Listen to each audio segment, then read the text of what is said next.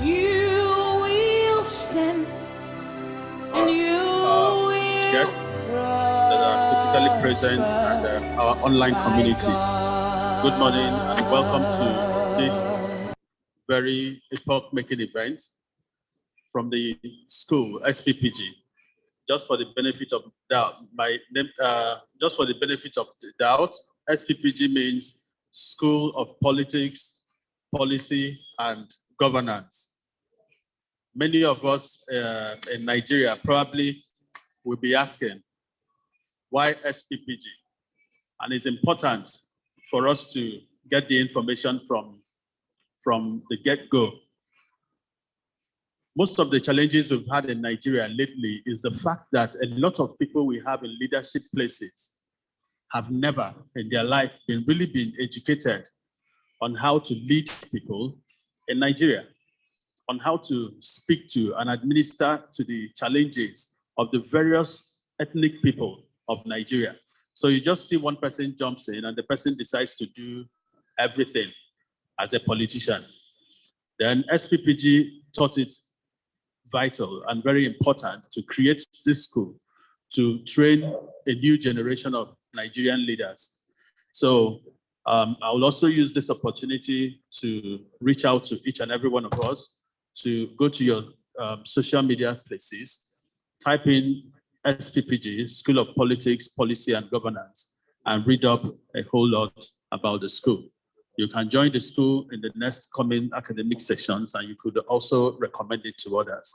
My name is Michael Igwe, and I am happy to invite us to this seminar, Empowering Youth for Food Security and Income Generation, SPPG Capstone Project Group, Food Insecurity. The objective of the project is how to solve food insecurity in Nigeria.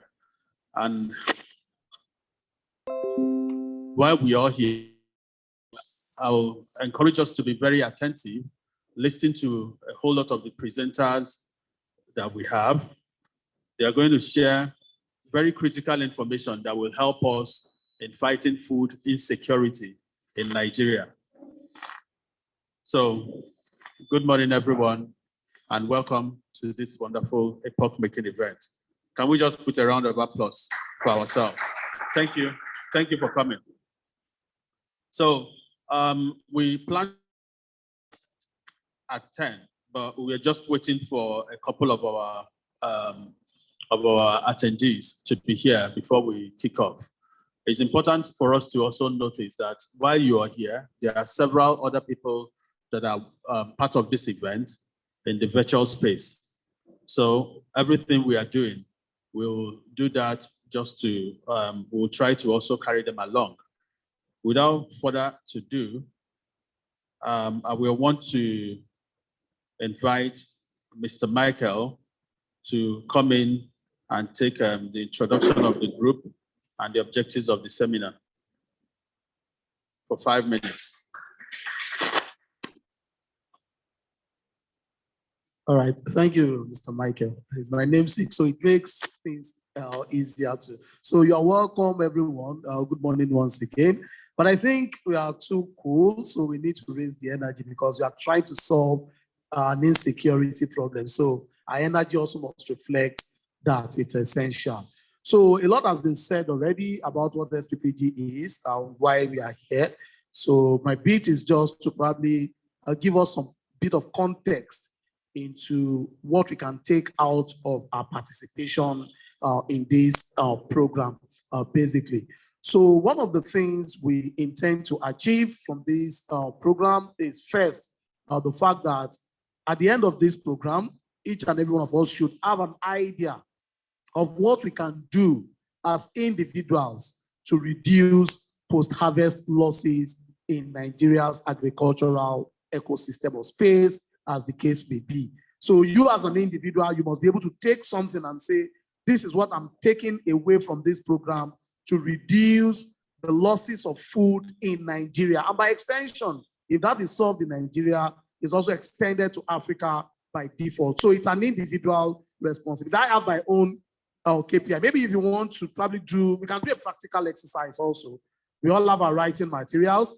So let's note and say, this is what I want to achieve at the end of this program to reduce food losses in Nigeria. So at the end of the program, I will probably ask for a minute to ask what we've achieved at the end of it. So for the online community also, wherever you are, you should also do this same exercise and note that this is specifically what I want to achieve to reduce food losses in Nigeria. So that's the first thing.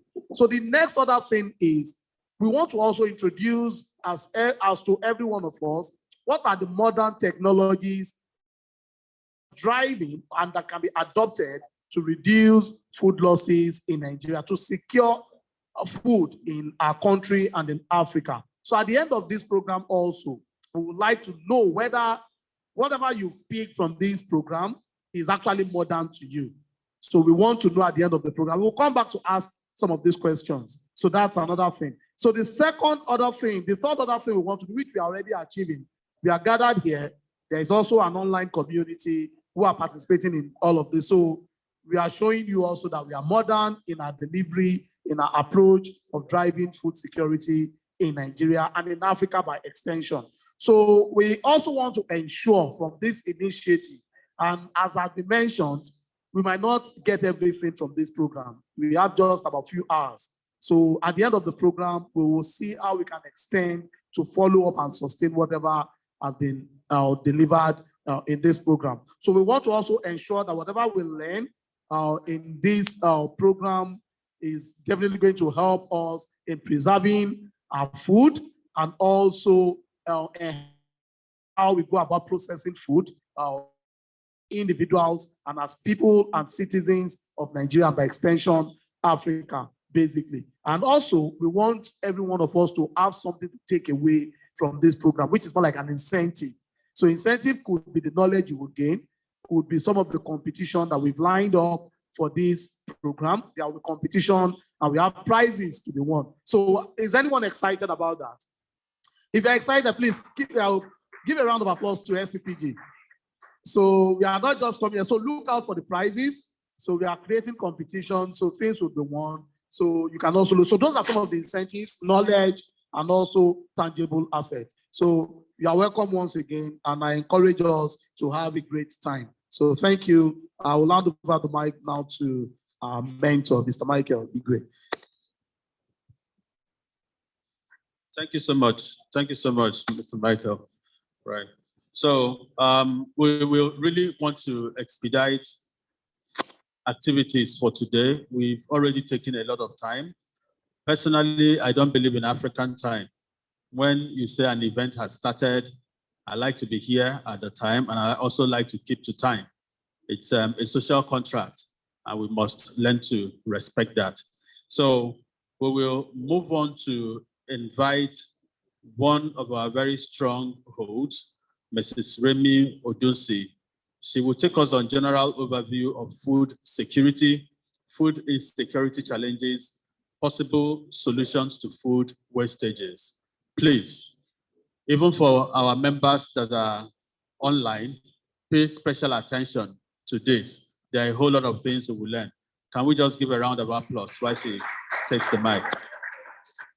Thank you. Good morning, good afternoon, good evening. I believe we have many people joining us online from various parts of the world. And just recently, someone called to ask for the link. I don't have the link. If we can just put it on so they can do a screenshot. Not yet. Okay, somehow we'll get the link across to you. Good morning. I'll be taking us through food security initiative. The word security, I think I have how many minutes? So how many minutes, please? How many minutes do I have for my presentation? 15. Adenike. Okay, all right, thank you. So the word security there is actually deliberate. And what you hear people talk about is food insecurity. And you know how it is. I always remember they say, God bless America. That's why America is. The more we talk about something in the affirmative, in a positive light, the more it happens. So for us in Nigeria, we're going to have what? Food security. Next slide. I'll be taking us through these food security challenges and possible solutions. Actually, one of the solutions that we have to it is food wastage. So that's what I'll be actually zoning on in my presentation. What is food security? Now, if you look at this definition, it's important that we note that food security, it applies to all people, at all times. So it's not like, what we have in Nigeria, 001 or 101 or 000 on some days. It means that for you to have food security, it has to be all people, all times, physical, social. Yesterday, I was thinking about that word social, and I was saying to myself, what does it mean to be social? So I guess, the kind of environment that we have, for me, that may not be the only definition, but this is how I related to it. Social means that, and we do it, Yalagbaja, please, you have some oil there.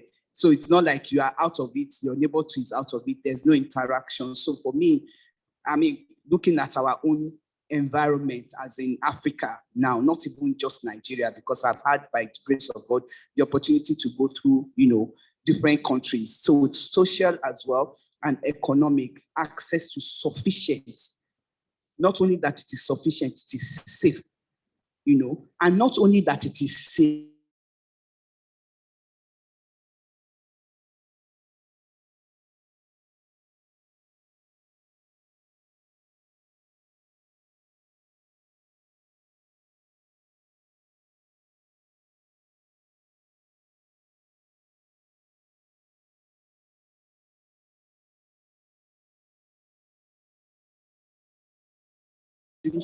no people scale farming.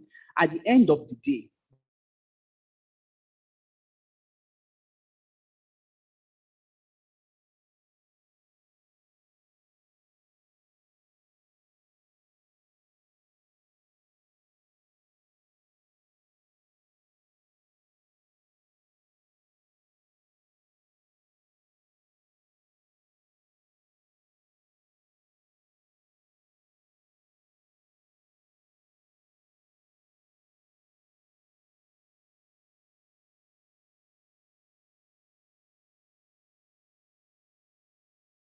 in Nigeria, we don't have data. Recently, I was in France where I saw cows that were like so huge. They looked like elephants. And I was surprised because they were not, genetically modified cows. What they told me was I was seeing the results of 200 years of continuous data, continuous research. So what they've done is to actually have different breeds, mixed together till they got to that stage. What are we doing in Nigeria? I'm not sure how far we've gone with that. I know for some cows, they're doing that now. We have mixed breed, but it's something that we need to continue to do more. And then there are so many various technology that are available now that we can even export from, outside the country to augment what we're doing. So basically, we have a lot of, reasons why we have food insecurity in Nigeria. We have the insurgency now that is coming on. The same person I was speaking to just this morning told me, because he's into agro fertilizer, and he was saying that he's got a lot of stock because his customers in Kano, they've not been able to go to the farm because the Boko Haram people are asking them for taxes. I thought that was well enough. Then the other person joined the conversation and said there are people in Ibadan have not been able to go to their farms because of this same problem. So we have issues, and Nigeria is at a very dire stage now. We need to do something. That's why we're here. Of course, the fact is that one of them right now, I don't know how many of you know that we're importing food into Nigeria. As at last week or thereabouts, there was this, I saw this online, 7.8 trillion, because we don't have the agro inputs. You can't take something that you don't have. Before you get germinate or you have anything, you have to put it in, right? we don't even have enough of those things. Now, plus the insecurity, we have to rely on importation. We need to do something. We really need to roll up our sleeves and get there. Of course, we all know that everybody is affected by what is going on in the country, low income. And the things that we can do to even generate a few, like amenities, income, resources that will help us, to get out of this mess, as I think it. We're not doing that. And of course, this seminar is actually an appeal to the youth community. I know that a lot of us don't want to get our hands dirty, but I am going to ask that you look through the value chain of agriculture. When you look through the value chain of agriculture, even if you are a trader, you are an FX trader, there's something for you to do. But let it come in picture. So my next slide is talking about the necessity of food production. I don't think I can stress that enough. We need to start producing. I've given several examples on what we need to do. That we need to use our backyards, we need to use our kitchen, we need to use everywhere that we know can produce, food, different types. So we need to actually get on with it. So we need to reduce food wastage. Now, this is where I come in. And I'm going to give us a story or tell you an example I had on the 25th of May, 2016. I took a trip with a couple of youth to Ogbomoso. I'd never been to Ogbomoso. I only eat one kind of mango, the cherry mango. So I don't like Ogbomoso mango. So that's not why I didn't even know it was Ogbomoso. It was mango season. And we took a brand new bus. This bus was newly registered. We got to, just by entering Ogbomoso, the bus stopped working. For some reason, it just stopped. So I stepped out and I was wondering what, but as soon as I stepped out of the bus, I just was slapped. That's the only way I can explain it. I was slapped with this aroma, sweet smelling air of mango. And I'm like, I was just like, Then I looked up. As far as I could see, I'm not kidding, were mango trees. And I looked on the floor. And as far as my eyes could take me, were heaps of mango on the floor, rotting away. And then I looked at the tree, so many mangoes there, ripe, waiting to join their comrade on the floor. Then I heard the sound of the engine of the car. I'm a believer. So I just said, that's the only reason. The Lord just wanted me to witness this. And that's when I started having sleepless nights on agriculture in Nigeria. So when I got to Ogbomoso, I asked them, what's the problem? Oh, they said that's the norm, that even sometimes the farmers just come and just throw the mangoes on the tree, or on the road for whoever wants to. Then I got in touch with the people in the north. I heard the same story with tomatoes. How can 50% of our output be going to waste? If you go to I have an office just to K2 markets, my 12.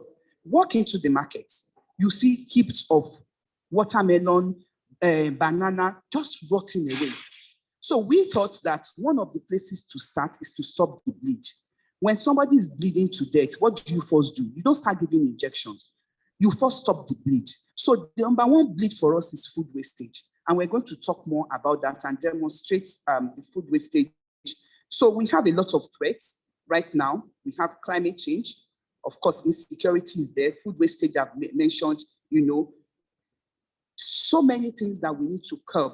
Our storage system, there's nothing. When we talk about storage, we don't even have it. So for us to have this security, those are the areas that we need to look at.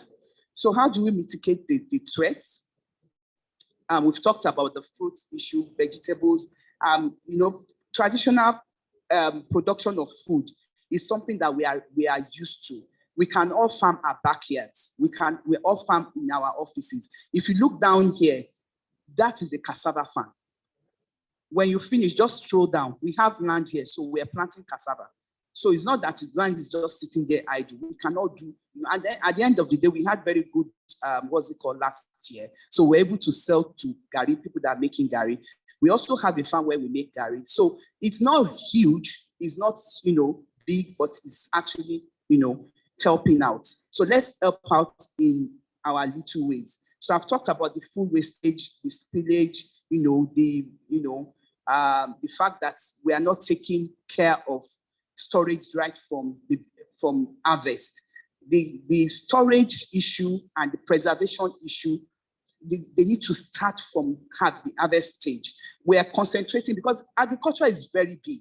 So today, I mean, for my own section, this is what others will come and talk, because I hear somebody here saying, but it's not only plants that is agriculture. There are so many other, from fertilizer to animal husbandry. So, but this is just the focus because it's so wide, we can't take all the, but this is an area that I believe that if we even do, if we are able to manage to save 10% of our wastage, we would have done something well across the country. So causes of food wastage, we know the weather is not like we have it, and we don't have the amenities. Number one, we don't have electricity. We need that to preserve. So if we don't have that, we have to find other ways to work with the preservation. Of course, we have pests and all that. One thing I also need to say here is that that same trip to France, I visited a farm. They produce, actually, this is just out of the world. Now, this farm, they have cows, so they produce milk. They produce one of the best cheese in the world. But guess what? They also produce electricity. They actually sell electricity to the government of France. But what I took out from there was the fact that in like 2 or 3 years, they've had zero mortality. So it is possible for them to know when their animal is going to get sick. So they prevent it. So they've not had any animal die in 3 years. Isn't that amazing? It seems impossible, but I went somewhere that, yes, that's what they're doing. And we can do it too. We can do it here. So solution, I've talked about it whilst saying the story and all that, so I believe that there are so many solutions. One of them is food dehydration. So like we have, the demonstration at the back there when the time comes, that's a dehydrator. If you look to your right at the back, we started dehydrating those fruits this morning. So it wasn't like it was done before. We cut the pineapple, the banana in there, so that by the time we finish with the seminar, we can all look and even taste what the dehydrator, has done. So we started quite late, so I didn't want to actually take too much of our time. I'm going to say thank you and hand over. But before I hand over, I want you to have this picture, in your head, if I can put it that way. That is a commercial dehydrator. And that's the kind of output that you are going to get. So imagine all the mangoes in Ogbomoso goes through a locally made, because I'm for Nigeria, made in Nigeria. That's dehydrator there is made in Nigeria. Okay? Locally made dehydrator. And we've seen packages that look even better than this. And we come up with this. Please, what will happen? Our balance of payment, what's it called, balance of would improve. We'll be able to export more. We'll generate foreign exchange that most of us are now carrying our portmanteau and going to wherever they are willing to take us. I'm saying to you that it is possible for us to make a living in Nigeria. I'm saying to you that it is possible for us to stop the bleed, to stop food wastage, to increase food output in Nigeria. I'm saying to you that it is possible for you to earn foreign exchange in Nigeria, whether you look through the value chain at the stage of, the manufacturer of that, or you look at the packaging, or you are the one that will plant, or you are the one that will harvest, or you are the one that would process. So the value chain is long. So Nigerian youth, I just want to say to you, agriculture is profitable. Thank you.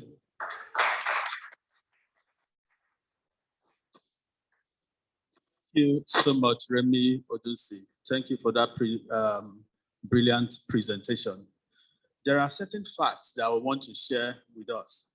You know, today in Nigeria, people, because we are in the political season, people just jump into the social media and begin to reel out information, even the ones we don't know so much about it. But let me share this information with us. And that is just to give you an idea. While up until this moment, Naira is dropping, dollar, which is a global currency, it's going up. We have had all those stories about oil refining and the rest of them. That's one. But the most important one that also affects each and every one of us is this. We know that about 116 million Nigerians currently are suffering from food insecurity. 40% of Nigerians are food insecure. Nigeria wastes about 40% of her total food production. These are verifiable facts. About 53.4% of the Nigerian youths are unemployed.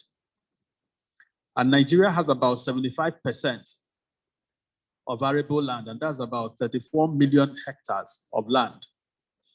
About 84% is arable land, which is about 26.4 million hectares of land, are filled with bushes, rubbles, since they are not adding any value, adding a lot of value, except maybe to the plant and insect ecosystem. They're not adding value to humans. And let me also tell us this. In the course of education and all of those, I happened to have done my master's outside Nigeria. I did a road trip once from central London to Manchester. That's about 6 to 7 hours ride. On the both sides of that whole trip, that's like from here to Port Harcourt, on the both sides of that road, we have farms and ranches. Now, you see why Nigeria can't feed herself. We would rather have people that sit in the house, go on social media, do all sorts of funny things. That does not add value. It's just like having arable lands that we are not planting on. They are not adding values. They say we have governors and we all heap a lot of blames on the governors for not doing a lot, but the ones we can do for ourselves, we're not doing them.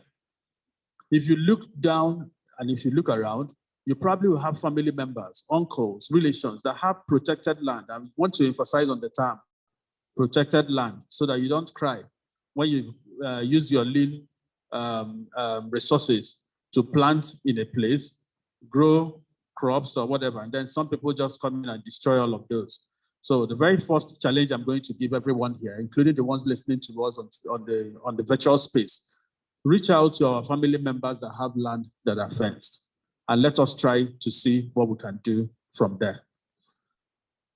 I'll continue with this story. The other section of it, I'll continue with it as we progress. So the next person I will want to invite to the podium is Adenike Odunuga. Adenike, okay. Sorry about that. Just trying to check if her profile has been updated. Now, Adenike is going to speak to us on minimizing wastages through food processing and preservation, with special focus on food dehydration. These are things that we can do. And let me also tell us, many Nigerians will want to have 100% of nothing because we don't want to do everything by ourselves. How about you have 1% of something? You can be 2, you can be 5, you can be 10, you can be 20. Come together, raise funds, buy a dehydrator, contribute money to pay for the electric bill because nothing is free, even in Freeland. What did they call that place? In Freetown. Nothing is free, even in Freetown. Contribute that money and begin to do something. There's a special joy that comes when you see the works of your hand. When you grow plants and you see them mature, you harvest them, there's a special joy that comes with that. When you process food items and you see them, you put them in your mouth, you enjoy it, you share with people, there's a special joy that comes with that. And those fragments of joy are actually the things that made our fathers live long. Without taking a lot of our time, let me invite Madam Adele to the podium. Thank you.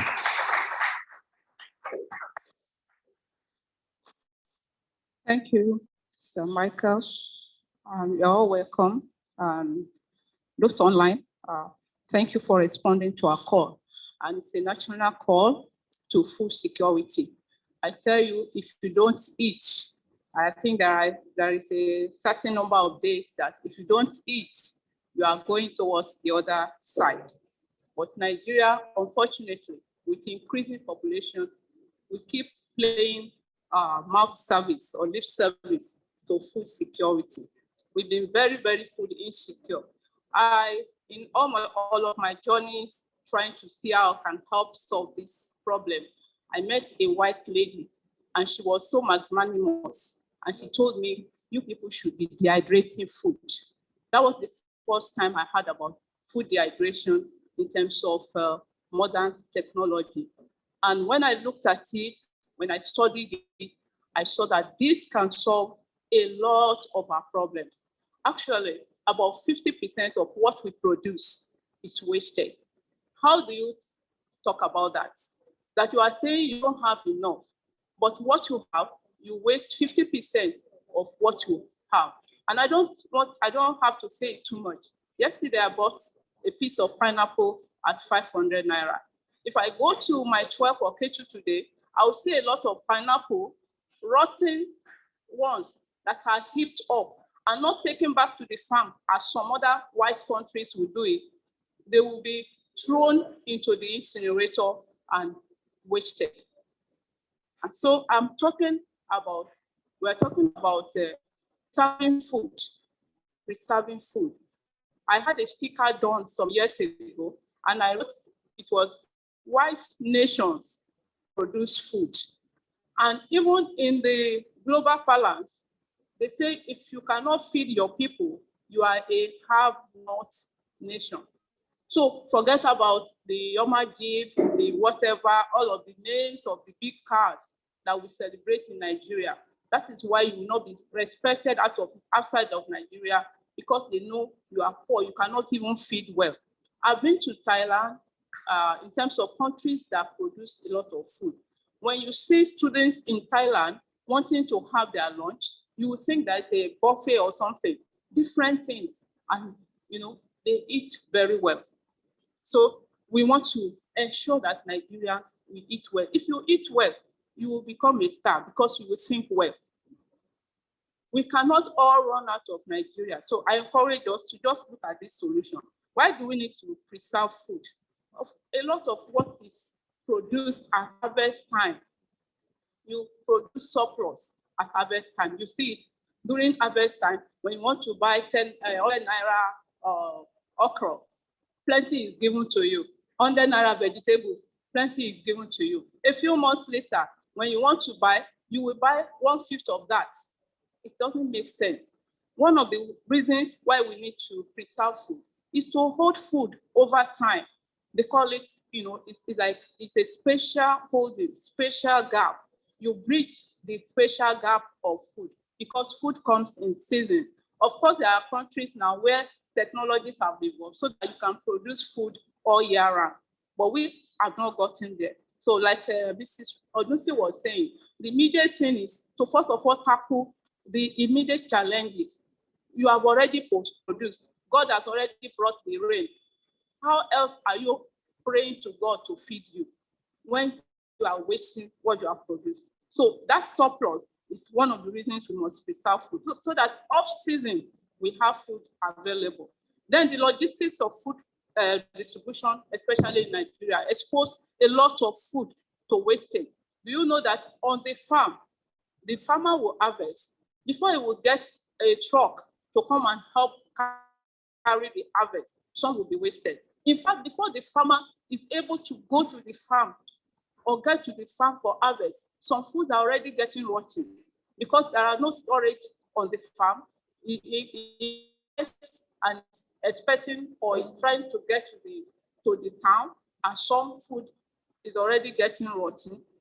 Maybe he wants to send to Lagos. You must have seen some vehicles, the way we pack food, the logistics of packing food, because we don't have the right technology. There are vehicles that are meant to convey each kind of food. There are baskets that are meant to pack the food in so that the food, so we have all these wastages along the way. And then when the food gets to let's talk about Lagos. Just go to my 12 market or go to K2 market, and you see the heaps of, because as the farmer or the seller is thinking of how much she bought it and putting some prices, some people will not buy. And some of us, we don't even want to eat those kind of food. We just want to eat the normal, regular food. Many of us don't eat food. So these things get wasted. But let me tell you, when they get wasted there, we import them. We import from those countries who are wise enough not to allow their own food to get wasted. How do they do it? They dry most of it. Apart from some that they pull, they dry the food and make it into something sold and put into cans, nice cans, and we say we are rich, so we buy, we pour, we use in the hotels, we use at parties. You can see in parties now, you see people who are, giving out drinks, most of them from powder. And these are things we can do. These are things, and this is the possibility we want to tell you, that even as a youth, with not much money, you can establish and begin to produce some powder. You can produce some fruits into powder form, and then you resell. What are the methods of preservation we have? We have cooling, all of us know. But like Mr. Odusi mentioned, we have problems with electricity. So you put your food in the freezer. God help you, you go to the market and stock your freezer with food. In the next few days, NEPA visits, and we say they take lights. In many countries, they don't take lights. You are the one that will take your lights. You want to go out, you want to switch off, you are the one that will switch off your light. Nobody takes your light. Some countries have enjoyed 20 years, 30 years of no interruption in electricity production. So because we don't have that luxury, cooling is not the best for us. Baking, then drying. And apart from that, in cooling does not hold food for as long as drying will hold it, in terms of preserving the quality of the food. So dehydration is actually the in thing for us. It's the thing that we should do. And one of the team's objectives is to spread this message as wide as possible and also empower youths. We're going to be having some competitions. We're going to be having in future people collaborating with us so that as many youths as possible in your localities, that thing that is being wasted in your locality, you can turn it to money. You can dehydrate it and sell. So what is the dehydration? The meaning is simply removal of water, removing water. When people are tested, some people will say, I'm dehydrated. That means a lot of water has gone out of my body. So that's what we do in drying. And the drying process, why are you removing the water? Because the modes, you see modes in food. You see maybe your bread, the next 2 days or something, some things are growing, you are seeing some dark spots. And all those bacteria that cause food decay, when you dehydrate, but they are there because they have water. You are supplying them water. Most foods contain 20 to 30% water. So that is the environment for these things to grow. But when you dehydrate, you create an environment in which they cannot grow. So that's basically the meaning of dehydration. And it prevents the actions of these food spoilers. And food, a lot of foods are highly perishable. You buy your vegetables, you put it down, the next few days, you see it getting rotten and you cannot eat again. So that is the essence of applying dehydration to food. How long can you hold dehydrated food? Dehydrated food actually can stay for years. And that is the point, in the sense that you are producing today, it is more sustainable. Imagine the food I produced or that was produced this year is still available for me in the next 2-3 years. But consider those that they wait on one season God help us that God just shuts up the heaven for 1 year. All of us will be dead because we are, I don't want to say, because we have not been wise enough to preserve what was taken. I think in the Bible, you talk about Joseph. Joseph, who preserved for 7 years the food that will be eaten in the next 7 years. So it is possible.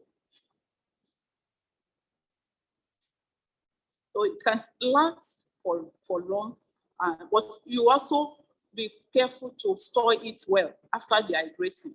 Most times you just dehydrate and put in a vacuum nylon kind of. You seal it. You make it airtight so that it doesn't have moisture to get spoiled. And which food can be dehydrated? One of the most exciting things for me is that you can dehydrate almost anything.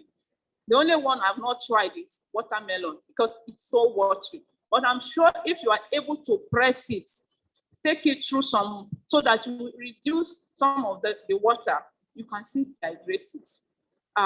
The age-old way of dehydration is sun drying. Sun drying is also dehydration. When you are sun drying, you are removing water.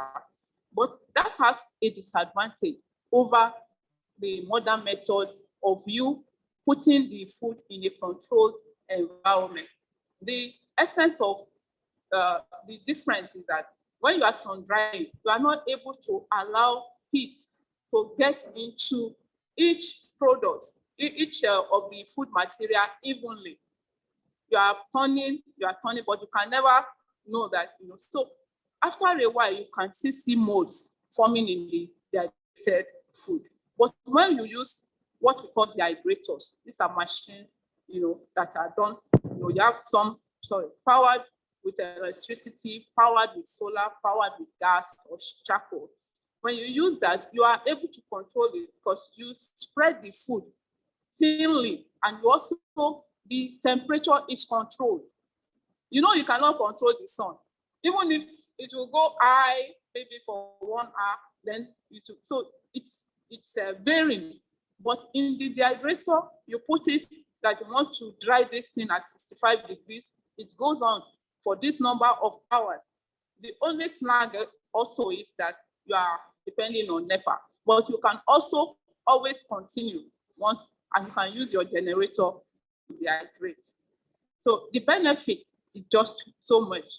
I look at it. If I want to snack on pineapple chips, and when you finish with season, I can take that and put in my bag, just like plantain chips, and then I take to my office. So it's very nice for travelers, for like you are transiting. It's very nice for you, and also it's it's not as messy as you taking that in the around. Also, it is nutrient dense. A lot of nutrients because you have removed water. That has another side to it, because you can kind of be lured into just taking too much, because it's sweet, very sweet, sugar pack, and then because the sugar content is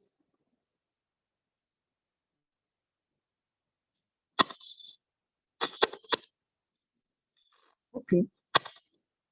The sugar content is high, and then it's safe, it's quick to prepare.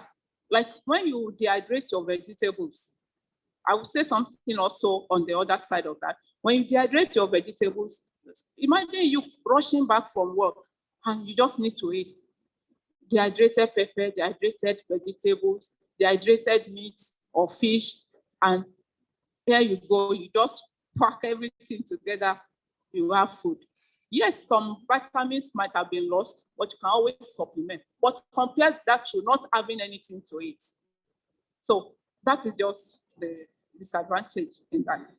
And then they are smaller in size, so you can pack as much as possible into a container, and maybe in a storage space. You will use less storage space.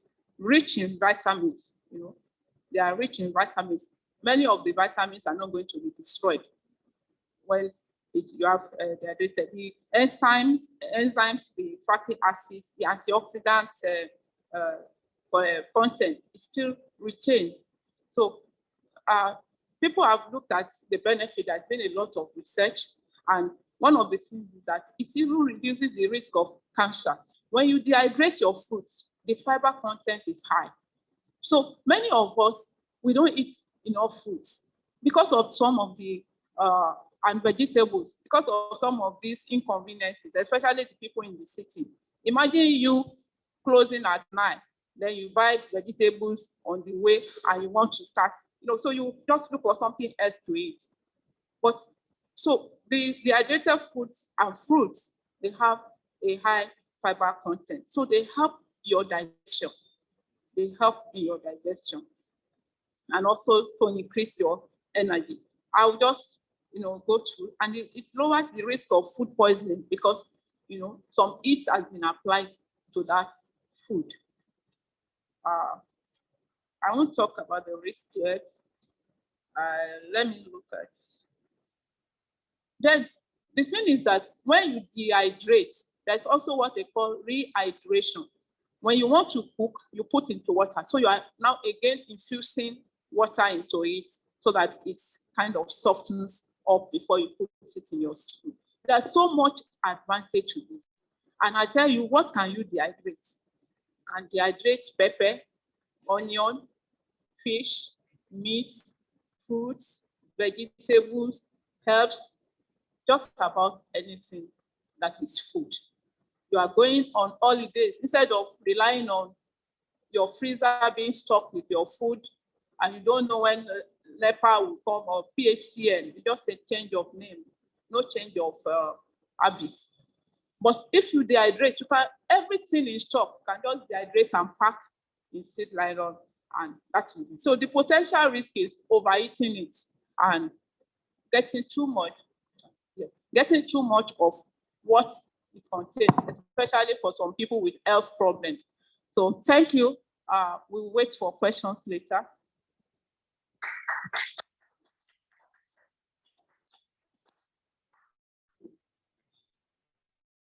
Thank you so much, Adenike. Thank you. I believe we all have some important takeaways from her presentation. I know we may not be able to get all of this information stored in our brains today. The beautiful thing is we have a virtual space, and some of these, or most of these, are being recorded. So if you even log into the virtual space, you could download this and also watch it later. We have other very important presentations that we will be expecting, but we wouldn't want to take a lot of the time because we also hope to have some practical sections as well today. The next person we are going to bring to the podium is Dr. Tony Wempton. Dr. Tony Wempton is going to speak to us about foodscaping, urban farming, and greenhouse activities. Let me take some time and also speak to us or tell us a little about Dr. Tony Wempton, or Watemi. He's an agricultural research scientist and development consultant. He worked extensively in the America, in EU, Asia, and African continents. And he's also a former UN consultant. He worked extensively with governments in MDAs, nation African-wide. He owned demonstration and research extension farms in FCT, Oyo, Ondo, and Ogun states. He's a partner to EnviroDome Greenhouse Energy UK and China. Wempton Agricultural Development Extension Advisory Services is also on Facebook. These are places that you can log in to get some more information about our next speaker. Without further ado, let me invite Dr. Tony Wempton to the podium. So,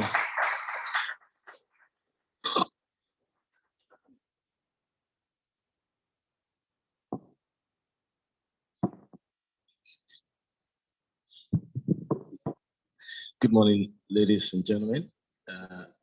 My fellow facilitators, I greet you.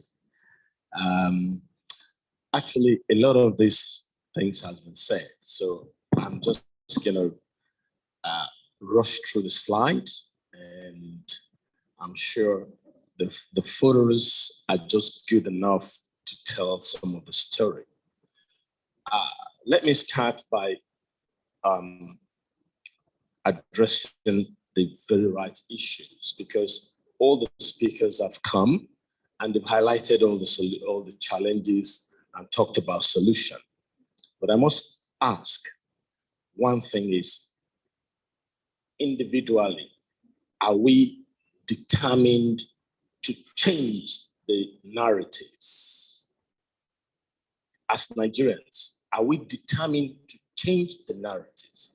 If you have been doing something since 2019, 2020, 2021, this is 2022, and you're not getting an improved lifestyle, then there's something wrong. It is not the government. Remember, you are the government too. It's your power that put them there. They're supposed to be our servants. You understand? So when they don't do things right, what are we supposed to do? I leave that to you. Okay, so agricultural development is one of the best instruments to empower a nation, because it creates range, in fact, depth of income.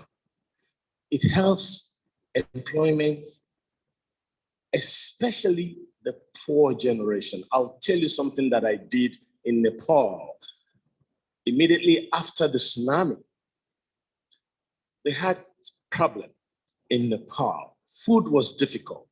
What you see as waste, rats, right? Everybody will look at that, yeah. We had to breed rats to produce protein meat, food for the Nepalese. And you see, agriculture has this long block value chain. As you are all here seated, you are farmers. You see, you don't know you are farmers, but you are farmers.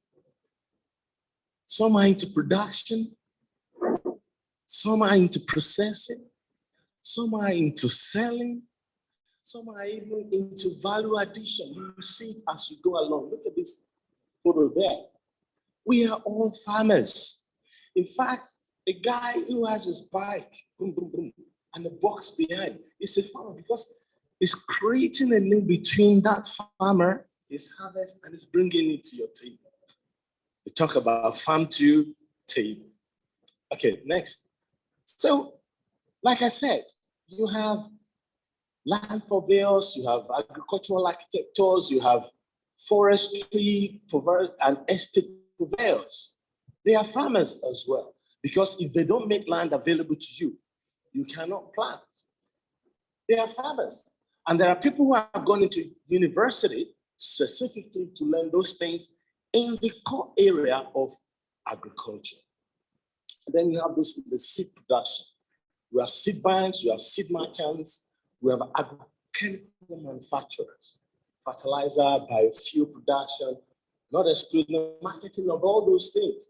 Then you have agricultural engineers. Number one problem we have in Nigeria, agricultural engineers.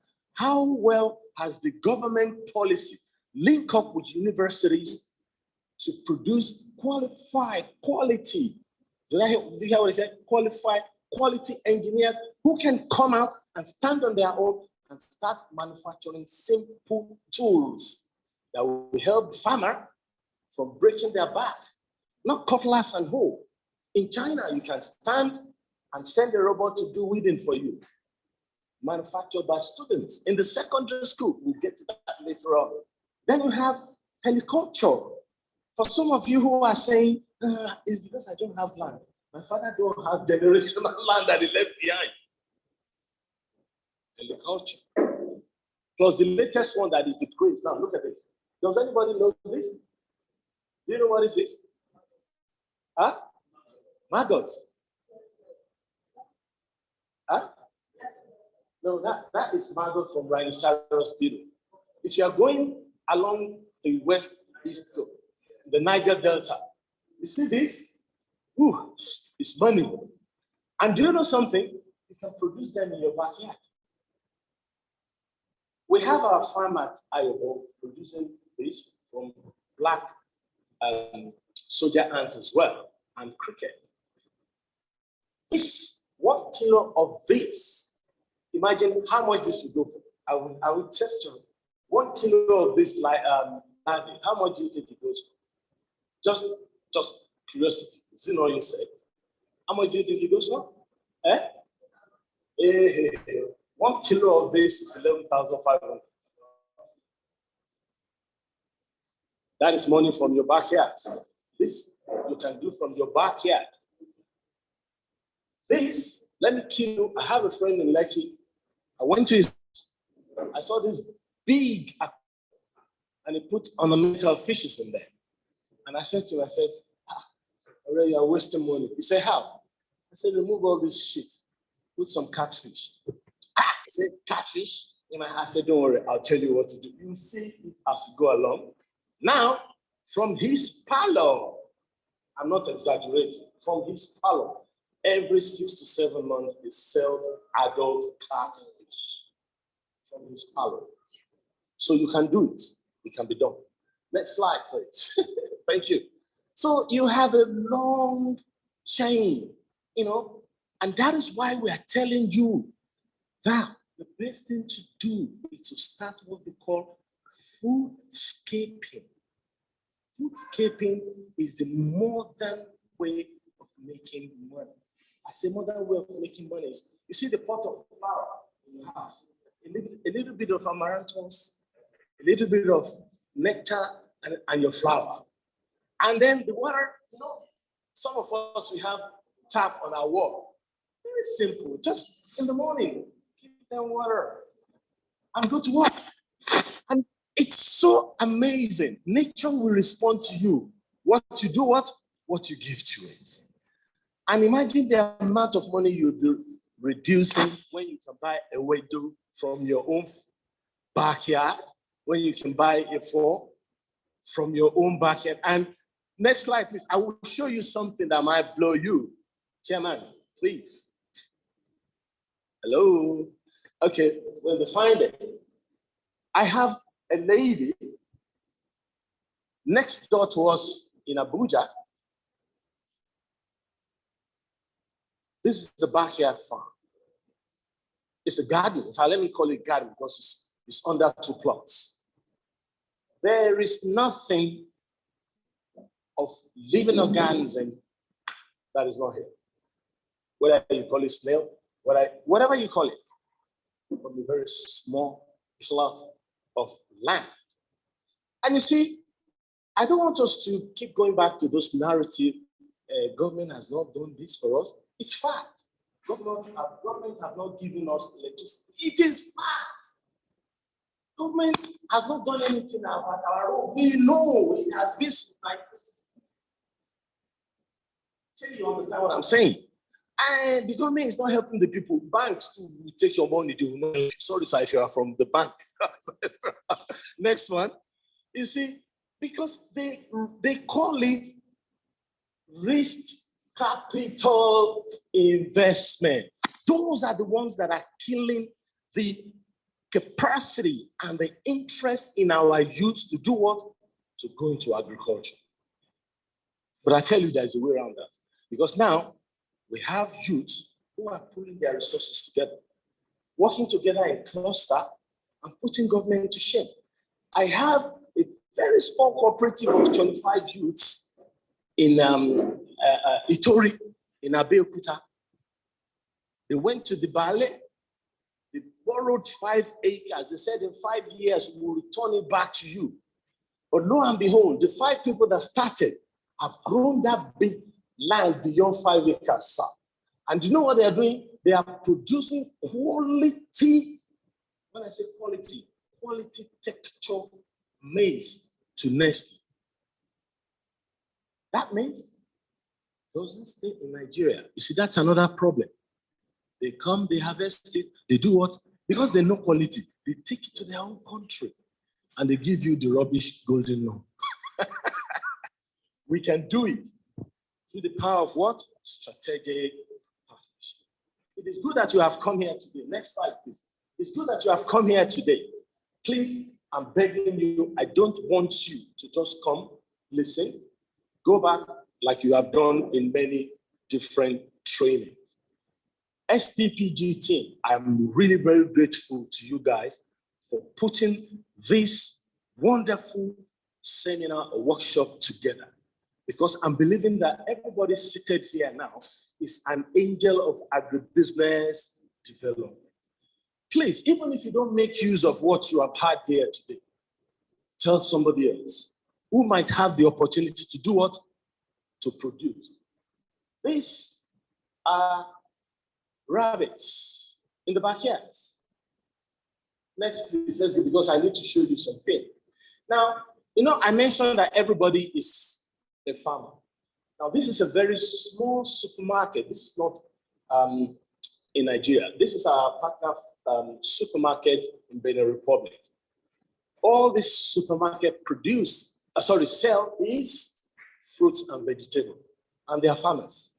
And they help to improve the income of farmers who do what? Who are round about them supplying their needs. So they have people who are doing greenhouse production in their backyard. Just as for those who doesn't have the money, they invest in what we call localized conservatory. And you can do it. For those of you who are very good with your hands, put the sticks down and get very thick transparent nylon and punch holes in them, sit over, and you have your localized conservation. And you are a farmer and you say, look, when you start your first harvest, you sell it to your community. They might laugh at you, but when they see the quality of that organic, super fresh, they become your markets. Next slide, please. It's a symbiotic relationship, and we can always make gain. Look, it says, look at that, even horticulturists, when they practice properly, look at that. Can you see? 2.3 million. And I'm going to blow you. It's not far away. Do you know where this guy is? Example, it's in Magodo. No. Magodo. Just behind us here. That's what she makes. When you see this lady, she comes out looking wretched. But the quality of stuff she's supplying to all those estates that are beautifying their outdoor environment is a lot of money. Please, let's stop thinking the father, okay, I'm a doctor. Who says you are not a farmer? I'm an engineer. Who says you are not a farmer? Next, please, because I'm looking at my time as well. Even what you are doing right now, SPPG, is farming. You are farming human beings and giving them knowledge. Sir, do you get what I'm saying? It's farming. When this guy get out of here, from what they have learned from us, they can go into any of these lines. Any. Let me tell you something, and I'm going to really blow you. For those of you who love sweet alcohol, liqueur. Sir, liqueur is made from raw oranges. Have you tasted liqueur before, sir? You tasted liqueur. What they do, they go to all the fruit farms, bring all their stuff together, leave it to ferment. The waste is not the one that goes into Wells Fargo or Walmart or Sainsbury or Tesco. It's the ones the farmers don't want. They send their truck to go bring, pack it, recycle, waste well. Okay, next one. Next one. I hope you are catching the vision and the future. I mentioned to you about Everdo. We do this from England and China. Why we're working together is the fact that somebody who mentioned energy in France. I know that farm. This greenhouse will not only produce your food, it will produce the energy that you need. 1 unit of this will supply energy to 50 houses, irrespective of what they are doing. You see all this here, rolling on top of that, supplying alternative energy to the farm and neighbors around it. I told you about the small scale, your own localized, that is, you can see the picture there. That is if you intend to now go commercial. Next. That is a backyard rabbitry. Can someone tell me what this is? Take a look, be careful. What do you think this is? Huh? Sorry? The pit, yeah? Fish pond. Look at all of this that you can do. Like I said, I'm working. Look at all of it. You can do everything in your house. Number one, you know this? There's a wine produced young water. Sober wine, sober delight. It's coming from these biscuits. You can do the same thing.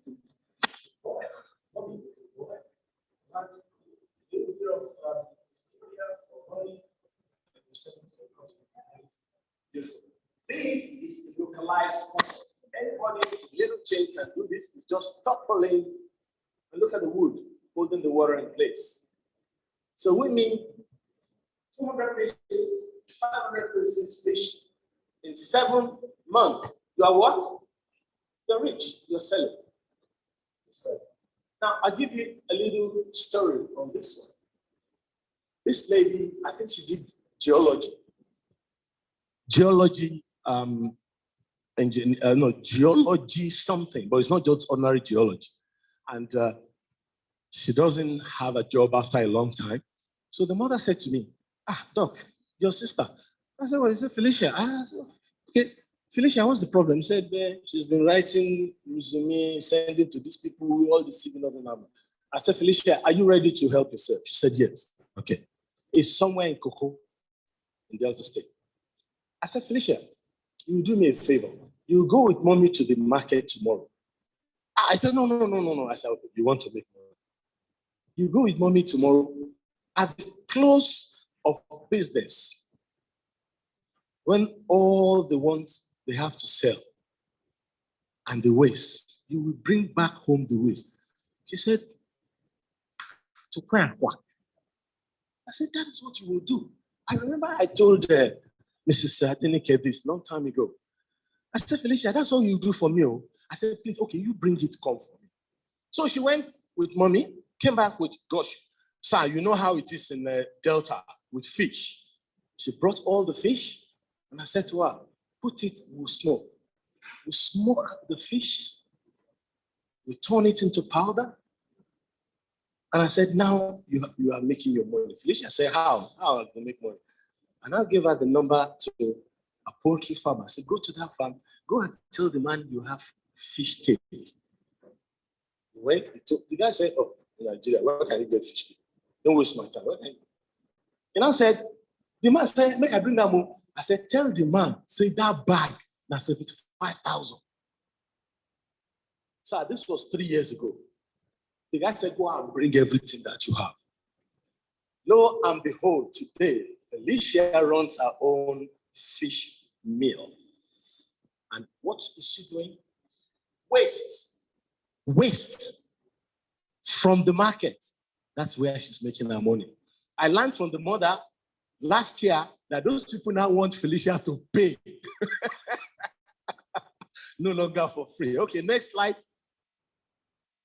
Okay, just take a look at the video. Please just click on the video, and I want my people to just have a fair of what the value chain of agribusiness is. Just click on it. No, just click on it.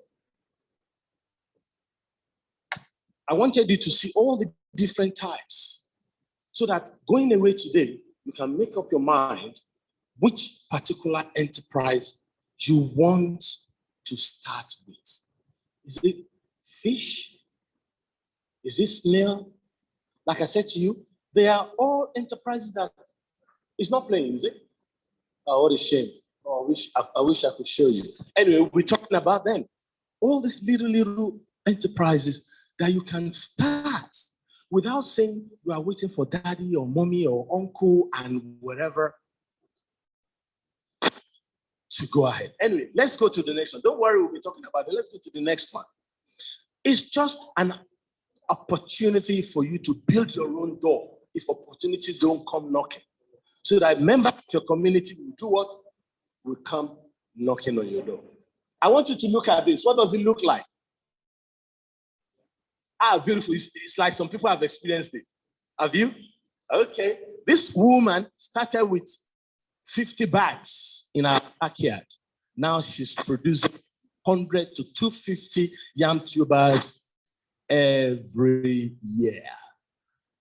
Look, it's very simple. Recycle cement bag. Daddy, you don't have to buy, but if you have to buy, you're not spending 1 million. Just that. Prepare your own soil. Make sure properly composed, right? Put it in the bag. Allow it a week to rest.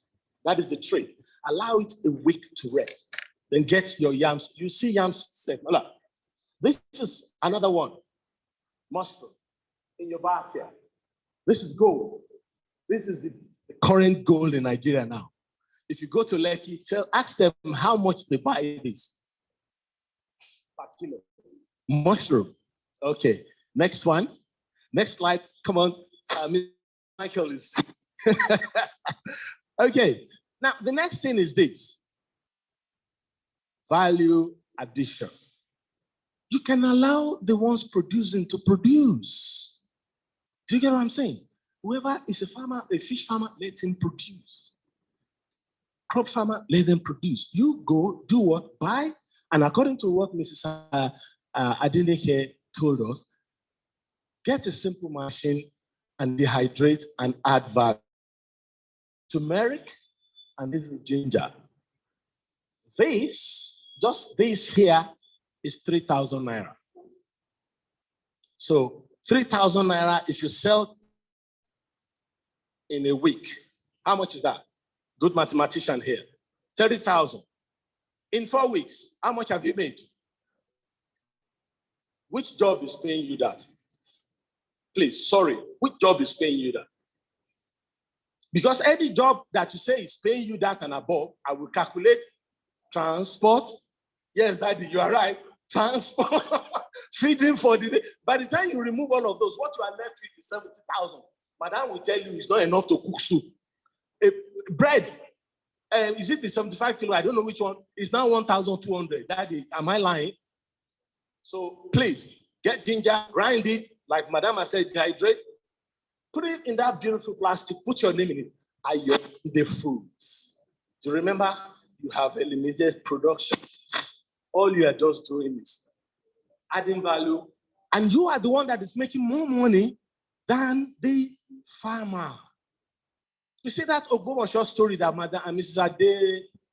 Ade mentioned?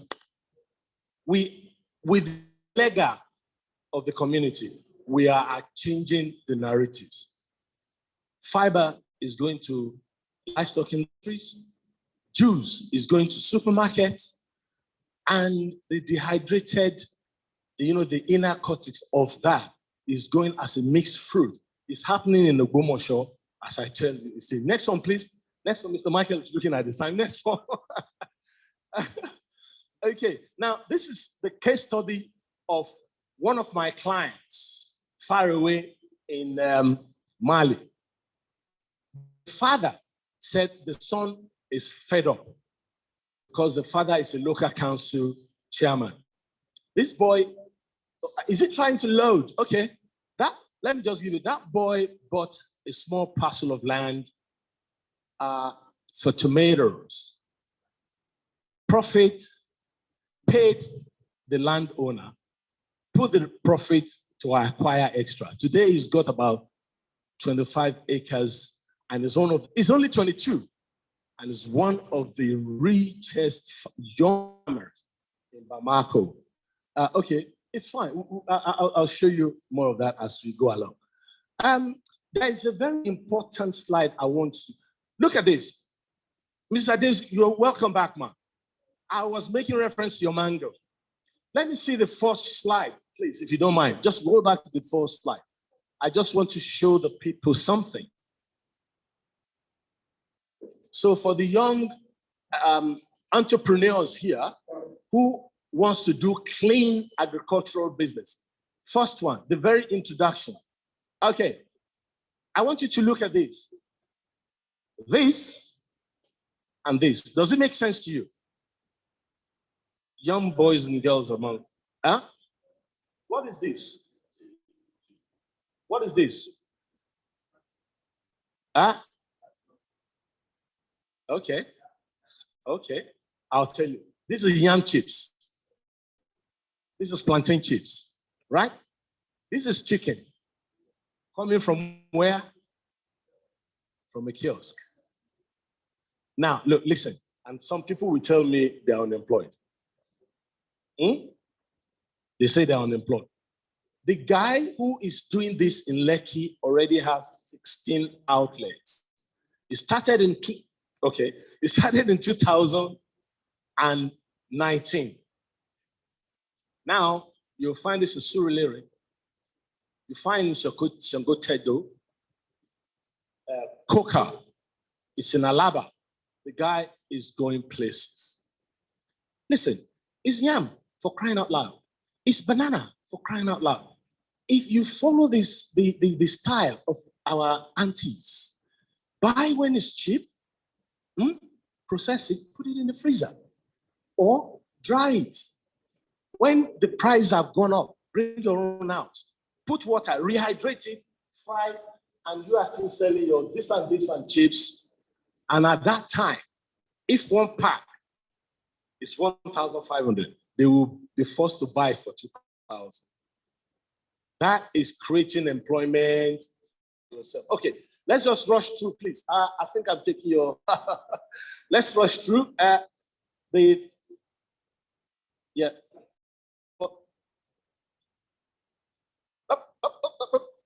Okay, that I wanted to show the photo. That's the young man. Can you blow out this one? That's the young man. That is tomatoes all nicely packaged in a box, and it's called Society Supermarket. Is one of the big ones in Mali. And look at the number of other younger youths that he is able to do what? To employ. That's exactly what we are talking about. Okay, and look at the farm. Look at the way he started. Very simple. And like I said to you, if you think it's too much for you, look for other young like minds that you can partner together and start your own cooperative. Next slide, please. Don't worry, it will come up to you. You can put it online so it goes to everybody, and then you can. Okay, now the last I want to talk about when it comes to waste to wealth. You see, I've been hearing that from the 1st of September, Loma is increasing price by 50%. That you must have had that. Yeah. Now I ask myself, why is Loma killing us? You see, all the dump sites are supposed to have not just furnace, processing unit. From the dump site, you can produce biofuel. From the dump site, you can produce biofuel. So many things that can come from the dump site so that you can give the people in a community subsidized Loma rates. They said it's simply because of diesel. And I said that is a lie. Why don't you generate biodiesel from the waste? It can be done. So anyway, not to waste much of the time, I just want to say it very simple. Because there was a slide we missed, which it talked about self-assessment. That is the first thing you must do before you go into agriculture. Because you've had how much people are making from agriculture today does not mean you can go into agriculture. Sit down in the corner of your house, privately on your own, and look on to inspiration. If you believe in God or Allah or whichever one, sit down and ask ask yourself, can I really be a farmer? That is very, very important. Because if you want to be a farmer of any category, you must be prepared to get your hands dirty and get your legs really, really wet. And then you ask yourself, do I have enough money to do this? Ask yourself, okay, I don't have money. But I'll tell you, there are so many sources of fund. We'll be talking about that later on, but I can tell you, Bank of the People, Bank of my fellow congregations in the church or mosque, Bank of the ballets in our community. It depends on the way you speak to them. You generate money out of them because they are the ones stealing our money. You generate money from them. And then again, in 2015, when we did the first rice summit, before God came on board, when everyone was talking about the problem of rice, I said, we are the biggest problem of ourselves. I said, Minister, I forgot his name now. No, Akimi, the one before. Audiobe, thank you very much. I said to Papa Audiobe, I said, I'm going to destabilize this place. He said, why? I said, if you support me, he said, go. I said, all right. I said, I need to loan me 5,000. Sir, this will blow you too. I said, I need 1 million. Papa said, me alone will give you 1 million. I said, that's number one. I said, give me 5 million. In 12 months, I will give you back 50,000 for your money. So Ivan said, it's not possible. That is a talk shop. He won't do that. I said, it's not a problem. And I said to Papa, I said, okay, if you help me to get 1 million farmers that will give me 5,000, I'll be very glad. He now said, what are you going to do with that? I said, you multiply 5,000 naira by 1 million people. I said, we will be able to float, pay the deposit of our own agricultural bank by the farmer, for the farmers, for the assistance of farmers. The minister sat down, he looked at me, he said, hey, that's a good idea. I said, it's not just a good idea. So I said, let us do it. And I'm saying to everybody here, I don't know which church you go. I don't know which mosque you go. But man, if we have 100 worshippers in a church, and I'm only borrowing 2,000 from each one of them. Mommy, do you know how much that is? Do you know how much that is? We are already creating financial support for our younger generation. Look at those guys. Sir, you know, I'm Crowdy. You remember? If it wasn't for the mistake they made, well, I won't go into that. If it wasn't for the mistake they made, they will have swept the whole of West African coast. Honestly. But I'm giving you the challenge as I've spoken to you. When it comes to agriculture, I'm very, very passionate. Mrs. Adenike knows that. If you want to break me, come and talk about this, I will not answer you. Engineer, you kill me when you say come and talk about agriculture because the entire me is agriculture. Remember I told you what we did with rats. If you go to Nepal today, rat is a delicacy. In fact, you will not know it's rats. And you will enjoy it. It's yummy. Giovanna, if everybody knows Giovanna Farm started grass quarter in his backyard. He started with only one colony. Now Giovanna is selling grass quarter too. Thank you, you know him. Fantastic, thank you, man. So start today, honestly. Through the power of strategic partnership, that is the only way we can succeed in agriculture.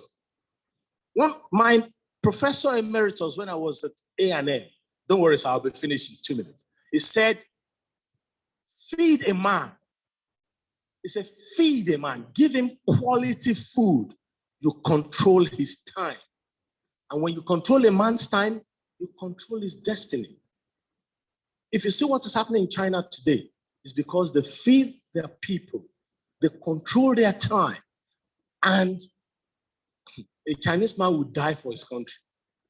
Anyway, without much ado, I want to say a very big thank you to the organizers, my electronic gentlemen. For those of you that have come as well, I want to thank you for coming, because you see, for you to have taken your time to come here, I'm telling you that determine in your mind to go away with one thing, and that is to start your own residual backyard farming. Don't worry about how much it will cost you. Start it. Keep doing it. Don't worry if people are laughing at you, because as you do it year in, year out, better tools will look for you, and your income will do what? Will go. I'd like to thank everybody.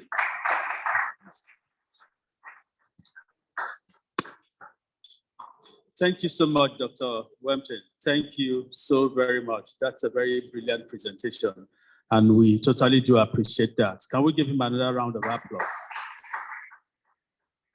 There are still more from where all of these are coming from. I believe we are still willing and ready to go on. Are we tired? Ask my people on the virtual space if they are tired. We are still willing to go on.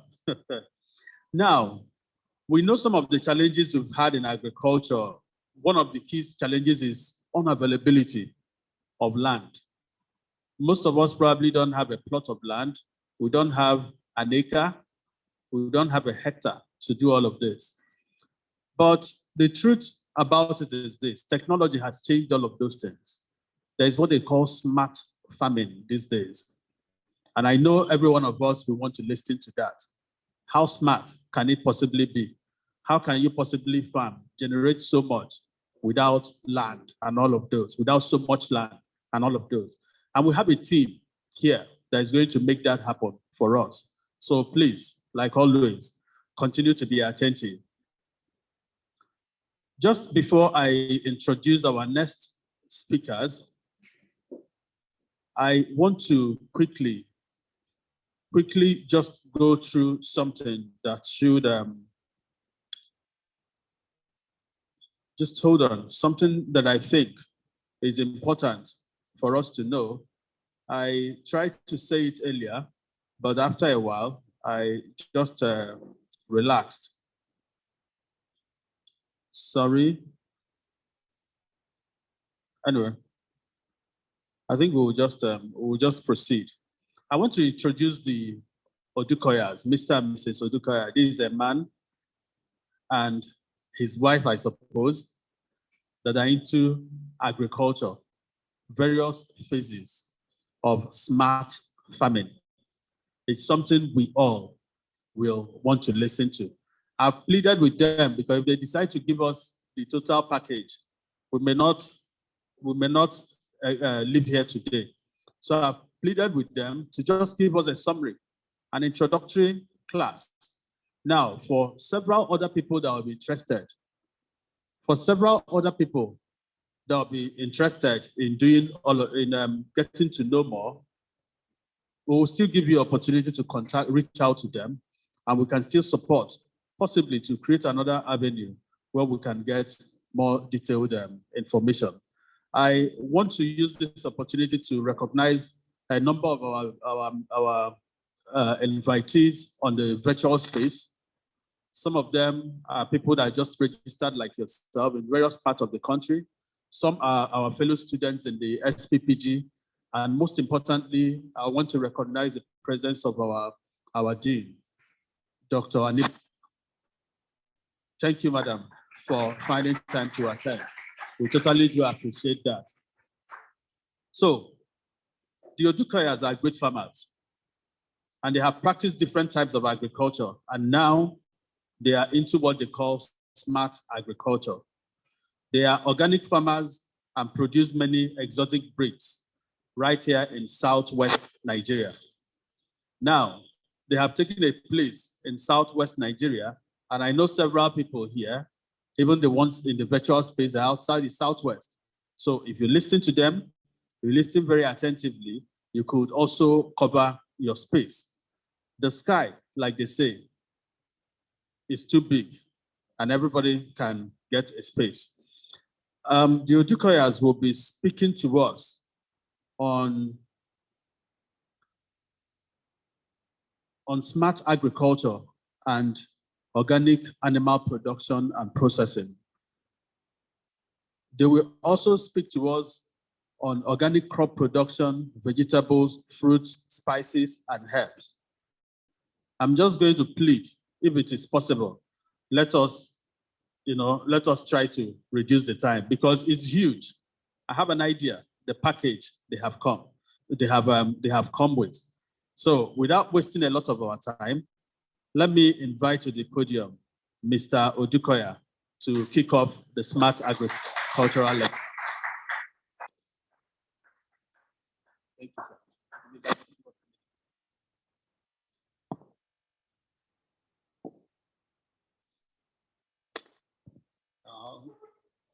Good morning, good afternoon, and good evening for those that are outside the country.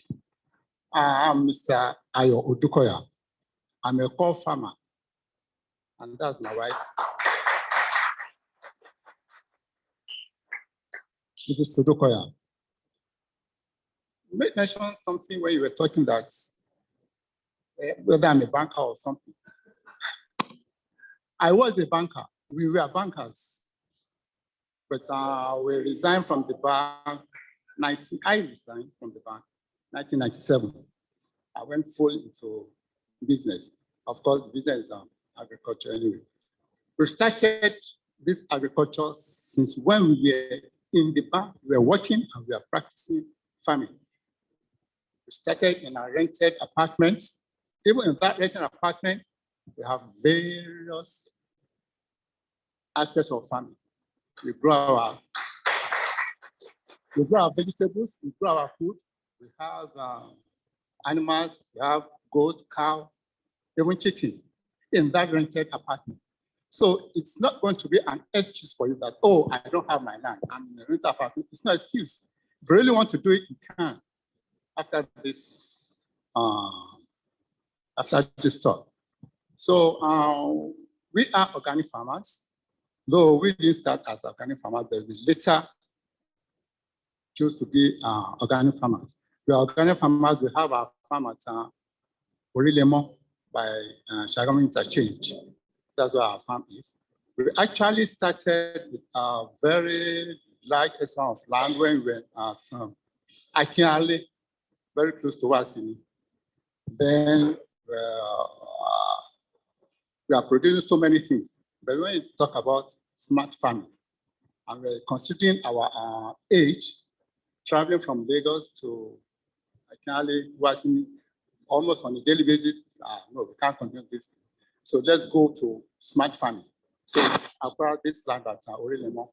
So we started, when we were there, we were managing 30 acres of land, but here, it's just, okay, let's limit it to 5 acres. So we are managing that 5 acres. On that 5 acres, what we have there is even much more than what we have on the 30 acres. So actually we started from the house. Most of the things you'll be seeing in our slides, most of them are from our home garden. And what we have in our home garden is just the large scale of it on the farm.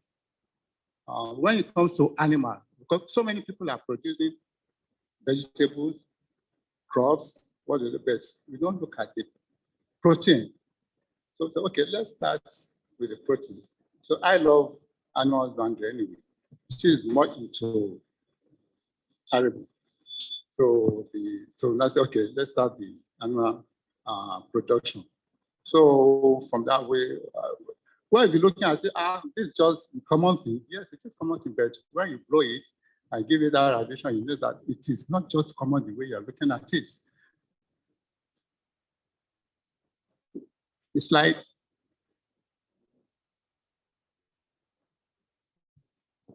so as I was saying, smart farming, you have to, I mean, no matter the size of the, you should be thinking of what you can produce from it, what you can produce from that farm. As I said, when we were in the rented apartment, we had 5 cows, a lot of goats, and chicken, dog,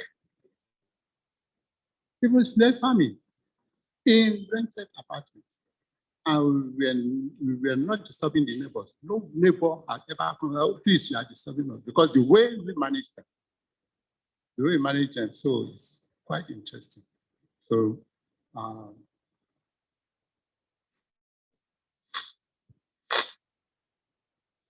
yeah. Okay, let's continue. Let me go to production. As you said, we have organic, we are organic farmer. We don't use anything synthetic. We don't use chemical. We don't use herbicide. We don't use anything. All what we use for our production for animals, we grow them. We use our spice and spice herbs. That's what we use to grow our animals.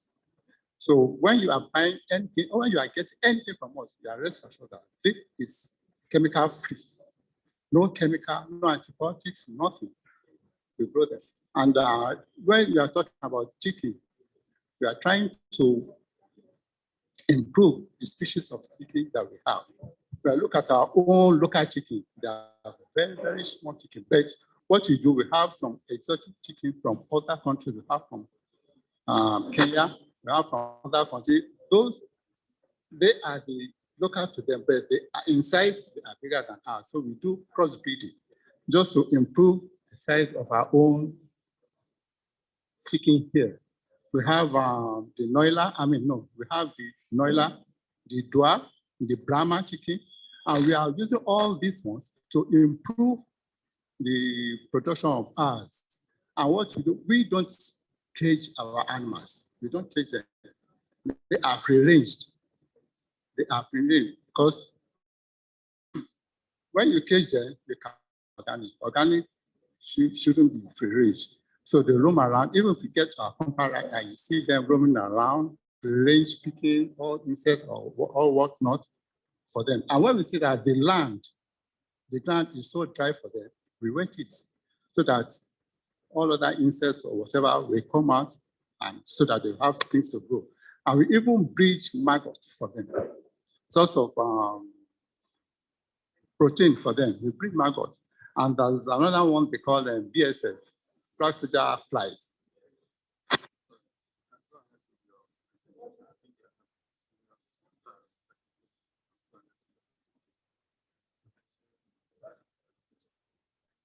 Okay. Black soldier ants, we breed that one too for them. So a sort of production for them. So in the animal, we concentrate on the chicken, turkey, dog, guinea fowl, and in the aquaculture, we have the fishes. Because we have species of fishes, we have the catfish, we have tilapia, we have pacu. And what we use, okay, let me talk on the fish now. What we use in feeding them, we don't really depend on the fish feeds for them. We grow our own supplements. Like for the fish, we have duckweed, we have azola, we have the wolfia for them, which we grow to supplement whatever we are giving them. So that we be stressed assured that what we are producing are organic to some extent, to the best of our knowledge. We try to make it organic. So that's why we produce all these things for them. We have the goat and ram too, and we have the pig. Okay, goat and ram and the pig. So for the goat and ram, yes, we grow their grass. We have a portion where we grow the grass for them. We bought the seed. It's just grass and we grow it. So that is what we are feeding them on. So whatever what they are taking is just going to be like a supplement. But it's the grass that we grow for them that we are giving them. Likewise, the pig too. We grow their plants for them. We give, so people will say, pig, you have to, they are very expensive to get. Put into consideration the fees that they eat.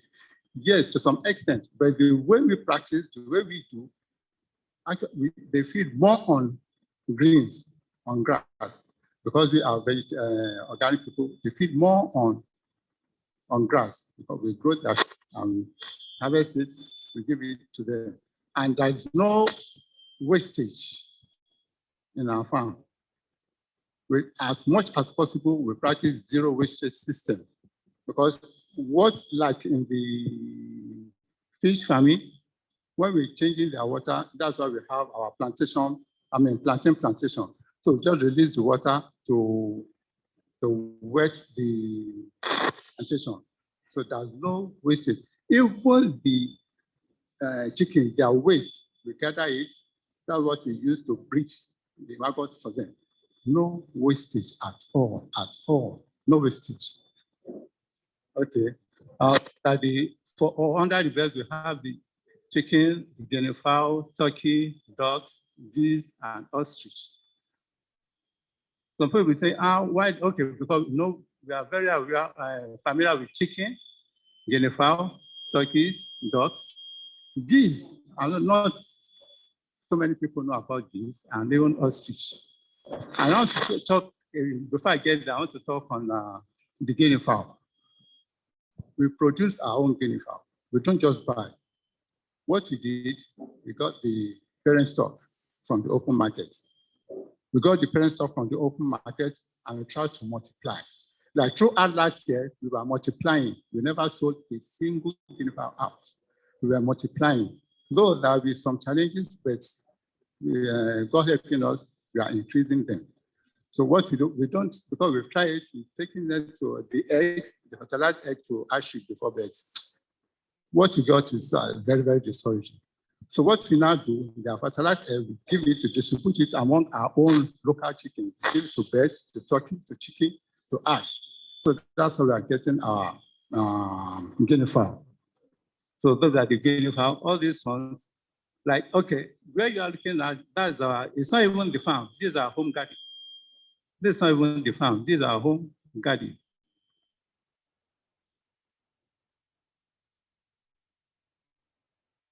Next. Okay, this is the geese. No, stay up on the geese. Okay, that's the geese. The geese is how will I say, it's exotic. Though it's edible, but we didn't buy it for it to be, for us to eat it, but we bought it for security. You say, why are they dogs? No, they are not dogs, but they are for security. In the afternoon, during the day, we use it to secure the garden. Nobody dare comes into if the geese are loose, they will attack you. If you say you want to prove that you are stubborn, they will attack you, they will even pet you, and blood will be coming out. So that's the essence of having them in the garden. We produce them, they reproduce food, they lay, they hibernate, and we sell.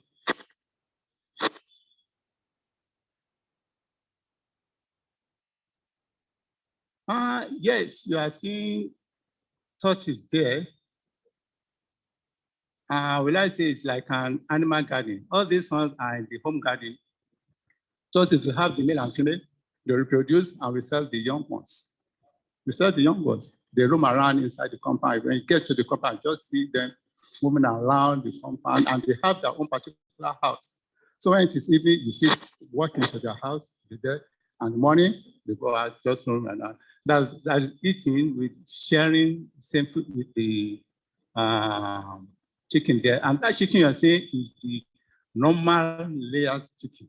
But it has been so domesticated that we convert our system to be local chicken. That chicken is saying it lays, it hibernates, and it is the normal layer chicken. It lays, it hibernates, and move around with our chicks in the compound.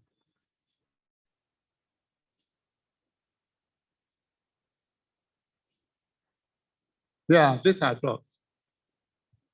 The dogs, so we reproduce them. We have lots of them. And they are, you say, people buy dogs. People buy dogs. Those that know it buys. And it is very good birds which commands money. Even as of today, the male dog, the mature male dog is going for 8,000 to 10,000. The female one between 7,000 and 8,000. And those that know it, we can't even meet the demand now. So people are saying, cannot come for about 50, so you come back, you want to carry the whole farm, you can't get 50. So if you choose to, okay, what I want to be produced is just dog. There is market for it. There is market, can't even meet it. Comes. We have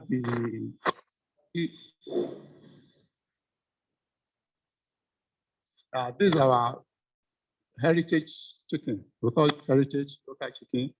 They are feeding, give them just little feed in the morning. They will utilize them for about 30 minutes. Thereafter, they move around the whole place, fetching, looking for food for themselves. We free range them. All these ones they can lay, they can lay and hibernate themselves. We don't take any of our eggs to the hatchery again because we've discovered that the hatchery is not the best, because especially for the guinea fowl. If you take, there was a time we took 200 guinea fowl eggs to the hatchery, we're able to get just 14. Just 14. Just for them to say, then is a waste. So that's when I started using our local birds to be hibernating them for us. This is the farm. This is a real farm. This is not at home. This is the farm. That's one of our goats. We call it, we call it Baba, because we got it from Ijebu. So every day, Baba, when we got there, we want to snap and remain there until we finish the snap before we move. If you move it, you follow you, we snap, we snap, we snap, we snap. So that's how we got this fine posture. Is the father of all in the farm, the chairman. Yeah. Yeah, these are heritage chicken too. Just moving around. And this is I think this is the farm.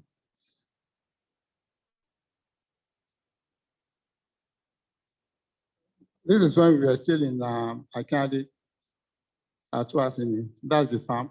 Even the house, you can see that it's bamboo house, the roof, the wall of the house, everything is locally made. That's the chicken trying to feed them and the turkey. This is when we're in Akali. That's a cow.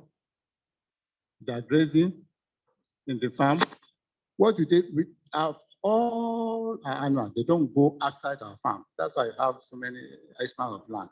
So whatever they want to do, it will remain in the farm. Even this place you are seeing is within our farm, so that they don't go out and destroy other people's farm. So this is in our farm too. These are just giving birth. That's the ram. They are just giving birth.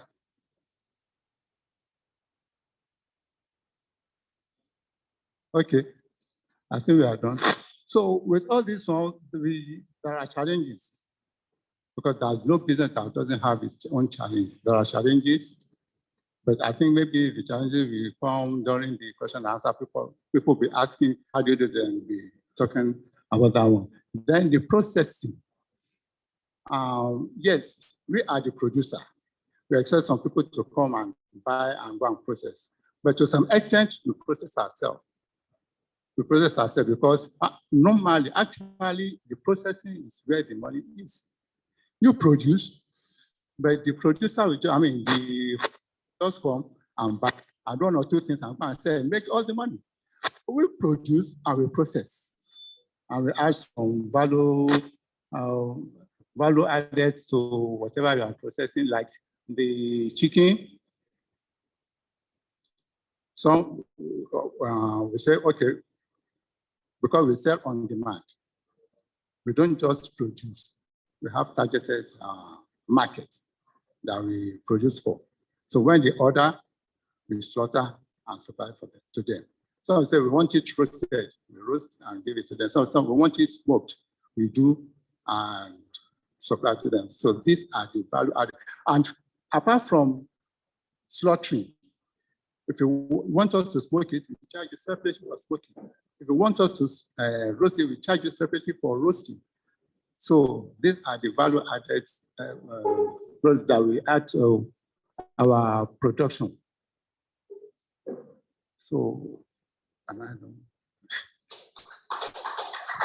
I'm just trying to limit whatever say to fall within his own time. But we were given 20 minutes. So if I can just have everything within 10 minutes.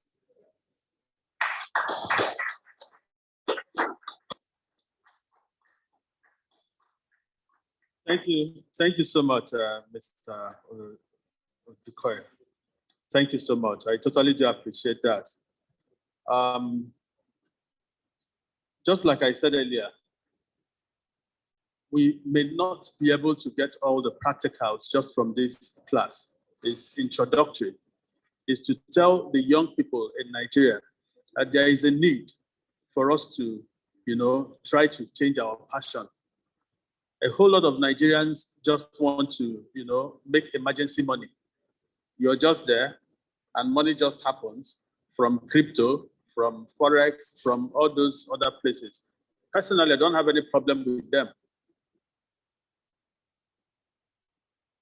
Send it to me. Personally, I don't have any problem with all of those. But then we also need to feed ourselves.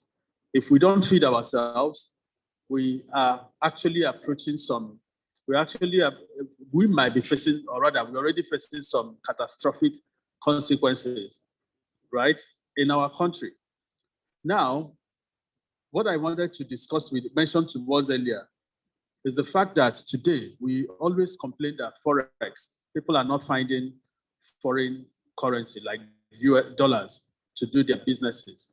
But we have not really taken time to ask ourselves some critical questions. Why is it so? We all know there has been insecurity in the north. Food production is seasonal. If I'm able to produce food within this current farming season, probably in another 1 year from now, people will eat the food that I'm producing today. But if I'm unable to produce those food today, 1 year from now, there will be no food. So what has just happened over the years was because of insecurity in the north feeds Nigeria, like they say. Because of insecurity in the north, we are unable to feed ourselves. What the government spends in getting food, importing food for Nigeria, providing subsidy for food, it's not only fuel and all these things that they provide subsidy. What the government spends in importing food for Nigeria has increased. And you need Forex to be able to do that.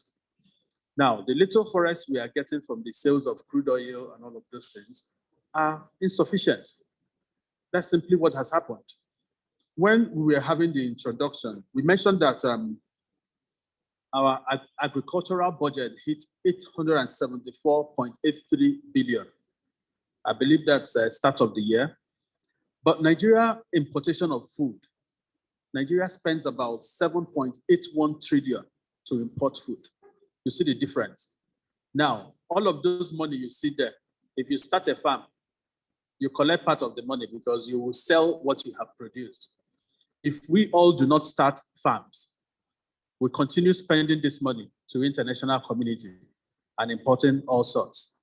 Most of our parents had this small farm, like Dr. Wempton mentioned, at the back of their houses, 1 plot, 2 plots of land, and they planted all sorts. And you do not know how much those were able to help their economy. I also want to just use this opportunity to tell us, all of this emergency money will not help. How much really do you need to take care of yourself? What do you need a car, for instance, for? You from one point to the other. Now, you can buy a small Toyota Corolla of less than 3 million naira to take you to that distance. And you could also buy a Jeep that will cost more than 100 million, right? It will still take you to that same destination. Now, we've lost our value system in Nigeria. Everybody is just talking about making money, and making money. You want to wear a clothes. Look at what I'm wearing. It's protecting me from being naked. Who said I must wear a 35,000? What was 35,000? I entered that shop. I entered that shop yesterday because I was around here since yesterday. I entered ShopRite and we priced one jacket, and they say it's 420,000 naira. Who said I must wear a 420,000 naira clothing just to be accepted by the society? Why are we doing all of this to ourselves? We need to get back to the basics. We need to get back to the roots. We need to begin to produce food that can feed us. I wouldn't want us to go into, because I'm beginning to sound very emotional. I don't want some of us to start crying. So I will just let it and let us still follow our program the way it is.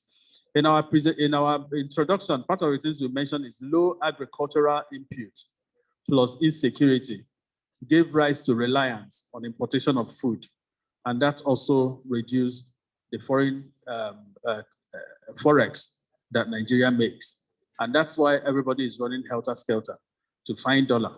That's why dollar is also running away from us. Today is 600, next tomorrow is 610, maybe in the afternoon of next tomorrow is 700, just like that.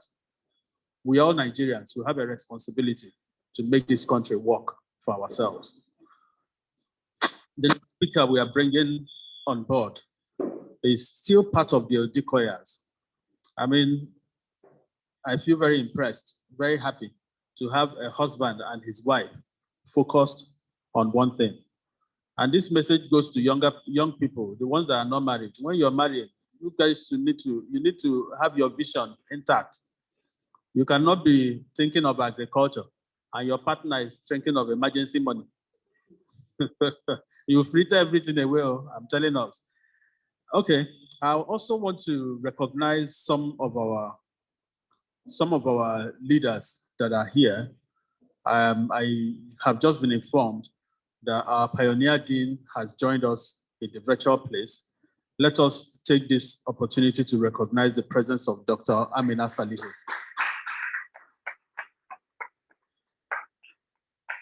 We also have our faculty at the Student Liaison Office of SPPG that is currently joining us in the media space. Let us recognize the presence of Roberta Okereke. So let me call up our next speaker. After her session, she's not going to take a lot of time. The husband has already set the stage, and for them to, be in the same business means they have a pattern. She's just going to follow the same pattern that the husband has introduced. And after that, we'll begin to have our question and answer section. By all means, let us applaud the presence and also welcome to the podium, Mrs. Odukoya, to speak on smart agriculture, organic crop production, vegetables, fruits, spices, and herbs. Thank you, madam. Thank you very much. Good afternoon, everybody.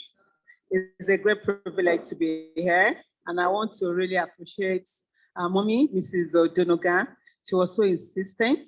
Really, we sent in our presentation yesterday night because we were so busy. As soon as we wake up, it's work, work, work. But we really enjoy it. My husband is over 60. By next year, I'll be 60, and I'm really grateful.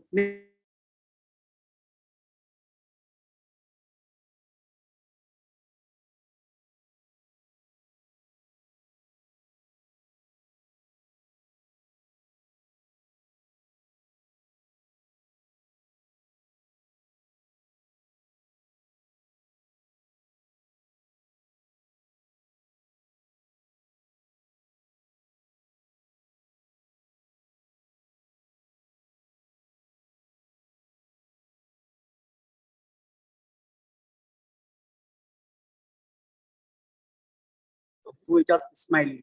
They will now say, come back to the farm. Right now, it's not on the farm because it's mom, dad, you are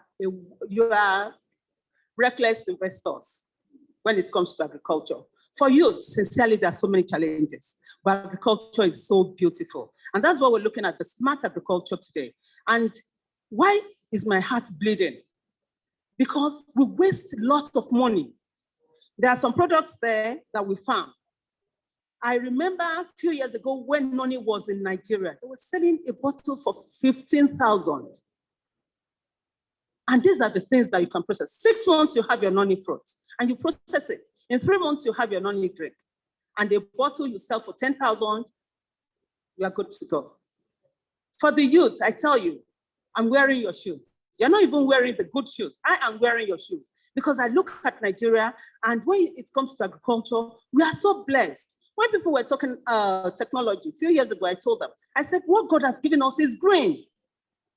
Like Madame said, you're traveling from London to Manchester to Cardiff. When I was in Cardiff, it was like, wow, is this not a country?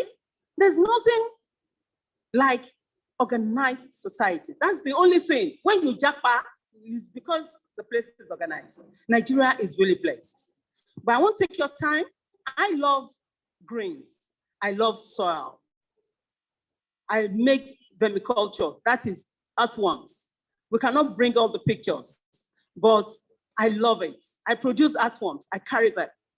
I feed the fishes. I feed the ducks.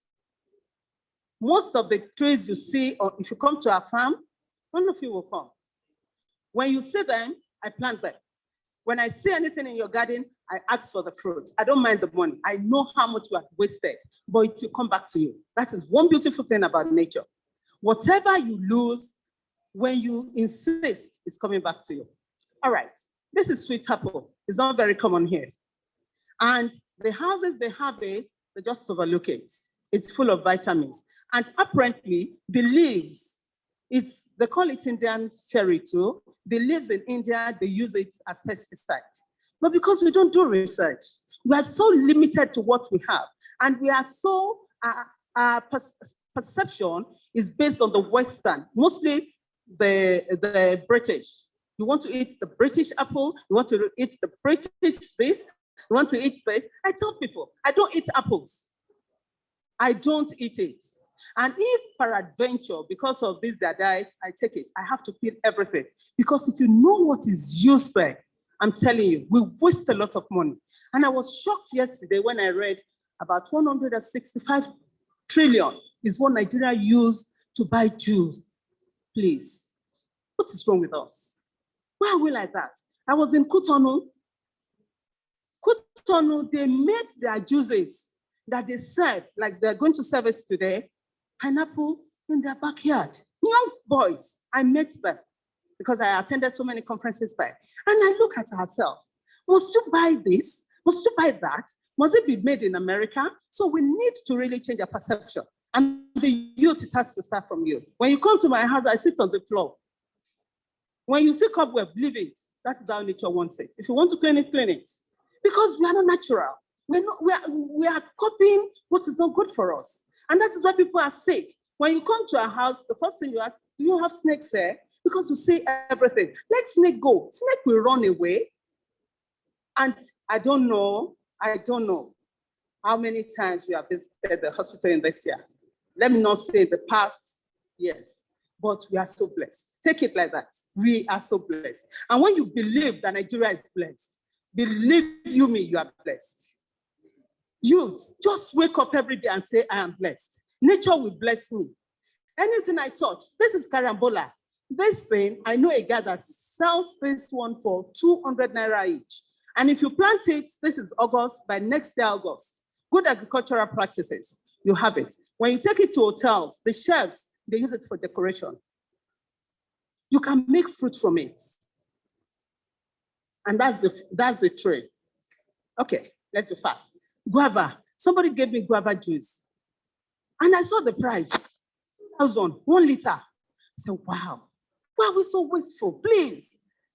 Our expectation, our perception, we put it on the British, we put it on the West. But if you go there, what they are going through, you are lucky to be here. When you are looking at the worst sickly country, go to America. We are not sick. So we're not saying be a farmer. That's what I tell people. But start from your own house, in your pot. We plant, what's it called? Soursop in a pot. What do I usually for? For tea. Go and read about it. You've got everything you need. I met professors. I met great people. They tell me, Oluyinka, whatever you want in life is on the internet. Go to Google. Tell yourself, I will make it.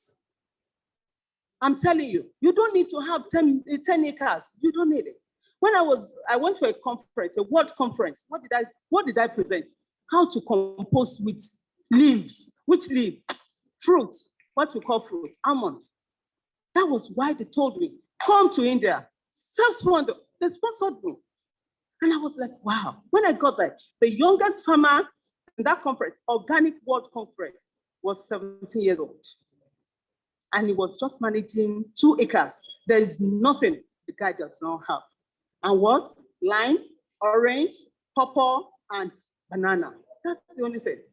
And just his food production for home. So you can do it. You don't need large acreages. Just let's start small and be happy. All right. That's the guava. You can make juice from it. You can dry it as well. The seed, they tell you its causes is a lie. It has zinc. Go and read about zinc for the body. Because we don't read. We don't explore. We just leave our brain to Gary and Eva. No. When we were selling this, we sold one for 300 naira. Nobody queried it. Meanwhile, a bag of cassava, you will weed and weed and weed. A bag till today is just 2005. What are we talking about? Leave it for the illiterates. You look at a better one. Look at Kachu. I even bought one when we were coming. 200 naira. Come and see. The seed is fantastic. I tried to do the seedling of I just did the sprout. The milk that comes from the sprout of cashew. Oh my God, just put honey. You'll be shocked. You sell it. I know guys that is only rabbit. So your marketing is very key. And the juice, Funab, I don't know who graduated from Funab here. There was a time they were making cashew juice. Did they produce it again? No, why? Why? When I tasted it, I was like, wow. When you have it chilled, oh my God, it's another level. I don't want to take your time. So we are so blessed. We have all the fruits. If you go, you don't even need to grow it. There are some people, if you go to, is it Okiogo? They grow it. The only thing, they will not allow you to take the seed. Just tell them, this is what you want to take. And you chill it, you come to Lagos. Just do your marketing. You have your Instagram, you have your LinkedIn, you have Twitter. You are even blessed. Your generation is so blessed with so many information. But I want to Japa. Yes, it's good to Japa. But when you get to the Japa land, you come back and tell us. We are not living in Nigeria anyway. We are here. And I know this country is blessed. So you have the Soursop. Soursop is for cancer. People are using it. I could remember 2006, I lost my job. I was working with Cadbury. And 2010, I had a conference in Ghana, self-sponsored, come and see the big wig from all the institutes. We were all there. That was where I got to know Moringa. For the first 3 years, that was 2010 to 2013, we survived on Moringa. Then it was not as common. The seed and the powder, we made the packaging and we sold. We made money. We lived on Moringa. And we were happy. So I tell you, youth, you have it. The world is on your hands. And people are looking forward to Nigeria. This fruit that they were saying, dried fruit, Togo has been doing it. Togo, they've been doing it. They were making millions of dollars. So we can do it. And Nigeria is a very big market. If you start it, you'll be shocked. Let me shock you. Can I shock you? I have a friend that a big farmer. He has wasted so much money. Now he's into cassava.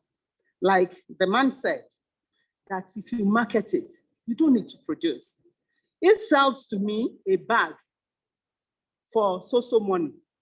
I repackage and I sell almost double the price. I don't do anything. Just give me one bag and I pack. I sell Gary, I sell Ugi, as you see me. So anything natural, just look at the people. Look at your environment. Say how you can affect them. Is it not money? You Japa, they are in Nigeria. It's all about money. But I tell you today, agriculture is the next fruit.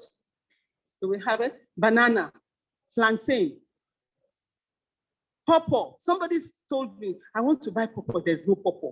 If you plant pawpaw January, by June, you have your pawpaw. And you do all the leaves, you can package it as pawpaw tea. The only thing you need is your mouth marketing. Oh, Daddy, have you tried this? Is it this? Nigerians, I love them. I love Nigerians. The only thing they need is somebody that will convince them, and I'll tell them. If I want to give you anti-aging tea now, say, look at me. How old do I look? Can you see my hair? Is it gray? This is the product. Hey, these people, they have money, oh. They will buy. I tell you, I've tried it. This is a wonderful country. So just have that mind. You will succeed. I pray for the youth. I'm telling you, I wear your shoes. So if you go there, you have coconut. There's coconut oil. You know how much is a liter of coconut oil? Original, 5,000. That coconut you are seeing is 500. If you have on your farm, okay, you are doing pig, just have about 10 trees, 3 years, you have it. I'm not lying. I'm not joking. All the things you're saying there, they're all from a garden.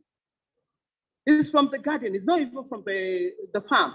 On our farm, we met coconuts, or kola nuts, orogo, and the villagers said, Mommy, go and cut it. Now, you know what they said? Don't carry chemical to that farm. Don't cut trees, oh.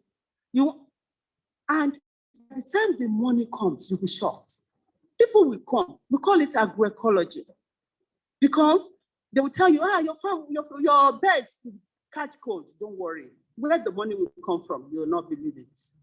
You have plantain, you can make plantain flour, so many things. They use it for so many things. So just be encouraged. And for you to farm smart, don't be a mono farmer. Don't be, like all these things, they're all from our farm. We don't buy vegetable. We don't buy chicken. We don't buy meat. We don't buy fish. I was telling my son, I said, come on. All these things, where is the, say, Mommy, it has finished. I said, so people that don't have, how do they cope? So you can imagine, if you have a small space, you have your ugu, your ewedu, like he rightly said. So we are just doing ourselves. And because of high expectancy, I can't check that, I can check that, is a lie. The white people, if you go to their country, uncle, they have gardens. So what stops us? Start from a pot. Don't mind anybody. Let them laugh at you. They will come and beg for ugu one day. So that is it. You have to believe it, that you can do it. Coconut cheese, coconut this. The oil alone is 5,000. The oil alone is 5,000 per liter. Is it the same price as petrol? Excuse me. Are we through? Vegetables. You want to grow vegetables. Be intentional. Like us, we don't grow ewedu for only for our home consumption. We do ugu and spinach. And you have your market. And you tell them the reason. You want to do carrot, you want to do beets. Something that when you take it, one beet is about 500 naira. So what are you talking about? So you can be intentional. The herbs and spices, this is ephedrine. I intentionally put ephedrine because people in the East, when it comes to dry season and you are able to farm ephedrine and ugu, just forget the money you're going to make. Just one small plot. One small plot. So you have to be very intentional and be ready that you are going to succeed. Success does not come with ease. You will tell success, look at me. I must succeed. Okay. Shall we? This one, who knows this? I lived with a mom, with my aunt, when the woman clocked 96 in July. She clocked 96. This is one of her favorites. And bitter leaf and saint leaf. and cayenne pepper. This small pepper, I don't know whether it's even still available. The woman clocked 96. If I stepped into her house, she will call me my Oriki. 96. Everything about her is sound. I'm telling you. This one, if you try it, just one seed is okay for your community. And it's like puree. Exactly. So when we look at it, Nigeria, we are so, I'm telling you, we are so blessed. We are super, when it comes to grade, I'm not talking technology. Me, I did not go to school. I always tell my children, I'm a local person. I am a native person. Why do I speak English? Because you that went to school, you use English too. Hey, I did not say anything. No. See my hand. Let me be local. Let me be native. Yesterday, my favorite is Agbado and Newa. Hey, I can eat it 20 times. You'll be eating your pizza. If you give me, I don't eat it. So we need to be original. Be yourself. Go back to what your parents did. You won't even be sickly. You will be strong and forget it. Success is there. I tell you, success is where you are. If you believe it, it's there. Okay. Who are the stakeholders? That is what beats me. The youth themselves. You must have that spirit. I will make it. When I was younger, I used to tell my mom, I said, I trained as a secretary. Apparently, I gained admission twice to UI to study crop protection. Then it was biology, agri biology. I couldn't make it because we were some of the guys for maths. So I did not make maths. Twice. And I said, what will I do? My mom said, come and join me. I said, I must go to school. Any course that comes, I did sec admin. Anyway, as a youth, I always tell myself, I say in Nigeria, I will make it. I will talk with the rich. I will dine with the rich. I will dine with the king. I will, out of it, maybe you are the next one that I'm talking to. God has taken me to everything I made. I said I will have a house. I will have good. And that is the spirit. So you must have that spirit. That is why you are number one. Number two, we're talking about the government agencies. Don't let us say government again, because government has tried to put agencies in places. So what are they doing? Finance, do they borrow farmers' money? That is why our daddy said, let the farmers come together. 2,000 from all of you. How much do you need today? 20,000. Okay, we're going to do it. That's why the cooperatives are there. So you must come together as a team and tell the government, we must do what? We must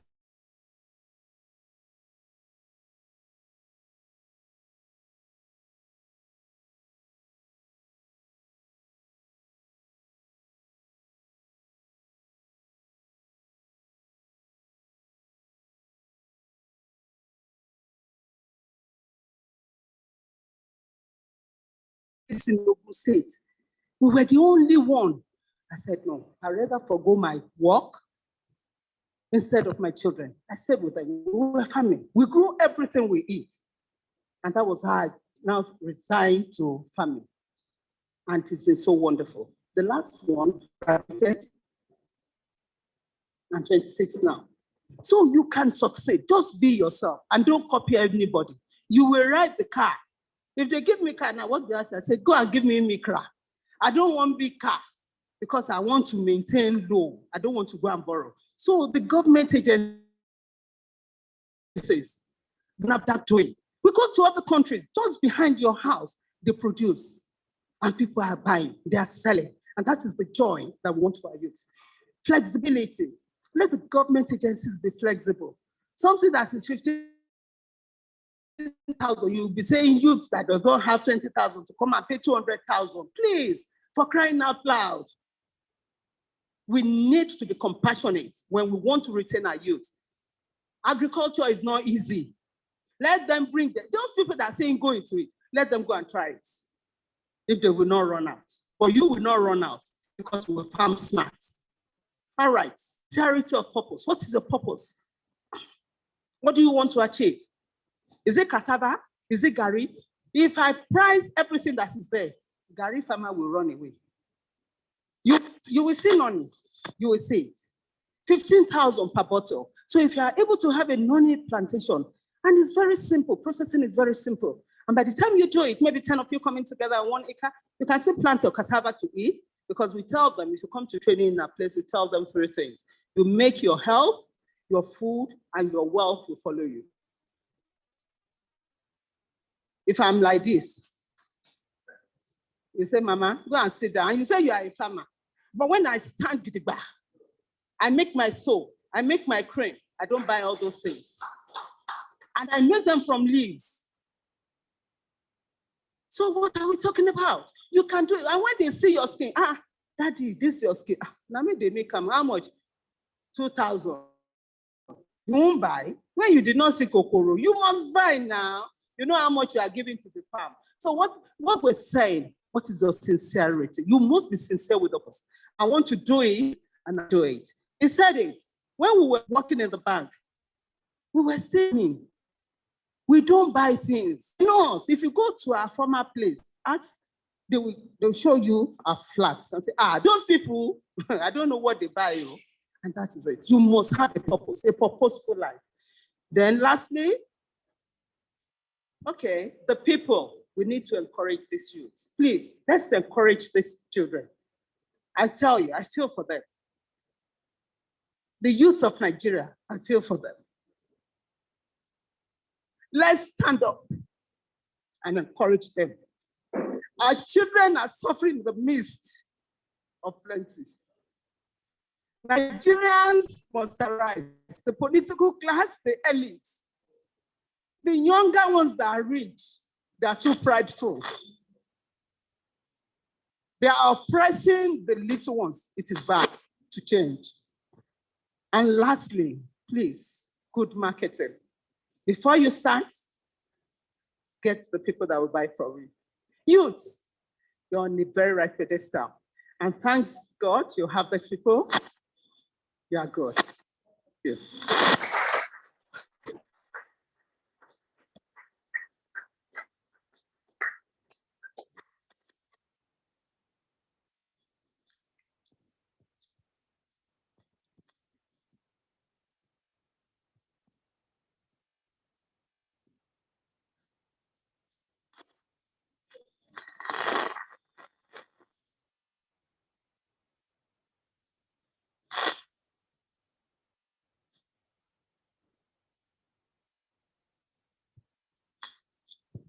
Thank you so very much, Mrs. Odukoya. So sorry, I was a bit distracted at the back. They needed me to speak to the camera. And you know, it won't be fair if I disappoint them, right?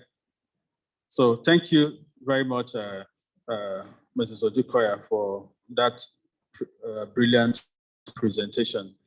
We are already at the stage where we'll begin to take your questions and respond to them in the best way we can.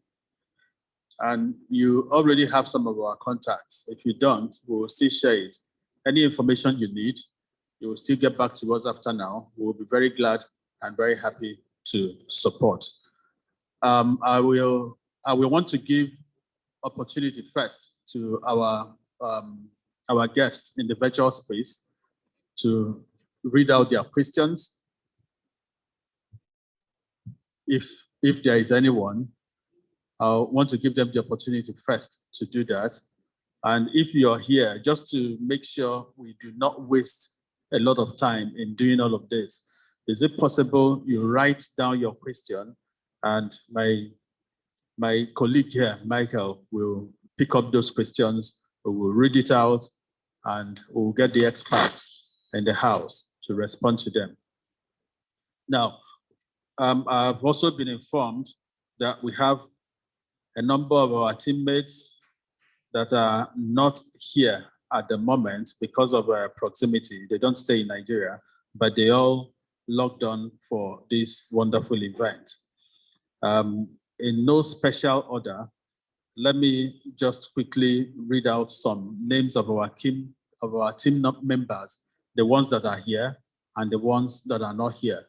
While I'm doing all of this, please go ahead, write your questions down.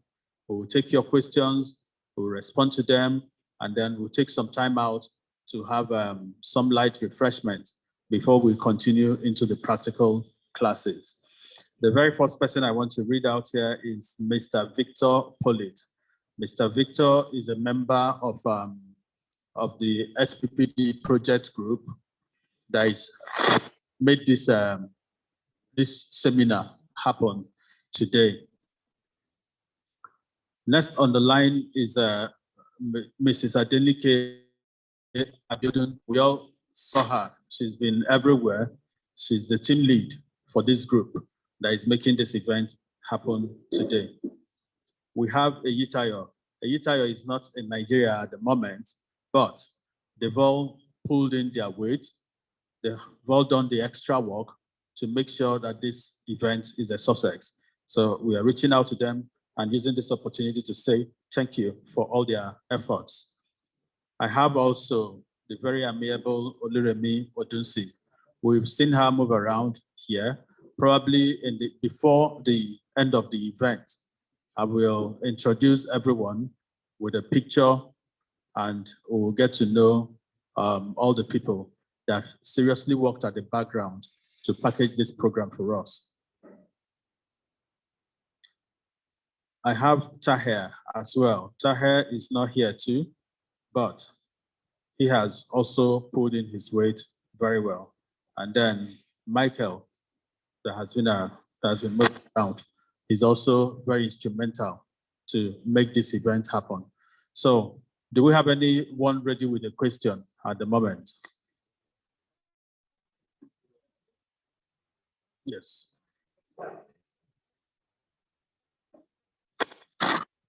Once again, I thank the SPPG team. I'm so impressed with what they have done. Or request a special for this. I know you guys have all your private businesses and whatever. But please, I want to formidable team for what you have done. This is wonderful. Honestly, it's wonderful. Can you come together and set up a special project that will be fund for Nigerian youths? Very simple. Let the people loan us money. For 12 months. After 12 months, we give them their money back plus interest. But you will have actually helped other youths in their different endeavors, ensuring that they will not crash, ensuring that whatever money you give them will be judiciously spent. And finally, what you do, if you lend somebody, say 500,000, and he does a good job, he should be willing in his heart, apart from the interest and principal, reserve 2% of profit back to SPPG financing team. Let me say something that will wear you. A lot of you have not heard about Rabobank. Sir, you must have heard about, you are in the bank industry. Rabobank, that is the largest agricultural bank in the world. They are in Utrecht in Netherlands. It's a bank of farmers, by farmers, and for food merchants. I hope we can replicate what they have done. Please, SPPG, more grace to your elbow. Thank you so much. Thank you so much, sir. Now, we've just been given a challenge. Yes, and over the years, I've come to realize that many Nigerians just want to settle for the small things. And it's not helping us. It's not helping us. This is a huge challenge. And Doc, I promise you, we will do something about it. Now, what many people do not know is that SPPG as a school, right? Every year, it's graduating a whole lot of young leaders. Like what I mentioned earlier, the school is simply interested in training leaders. We notice that a lot of the politicians that we have in this country have not received any formal education on how to lead Nigeria. right? They have not. So that's the reason why we have this school. You could log into the social media place, read up more about them, and I bet you'll be interested and you will want to be part of it. I do not think that we have age limit for it. Anybody can be part of it, as long as you make yourself available. Right. So this challenge, we will take up to it. There are several, this particular class or two. Now, while we are doing this, I think there are about either 7 more projects that 7 more groups are also handling, all about making Nigeria a better place. Ours is just to focus in feeding Nigeria, right? Fighting the problem of food insecurity in Nigeria. That's what this group is doing. So thank you so much for that challenge.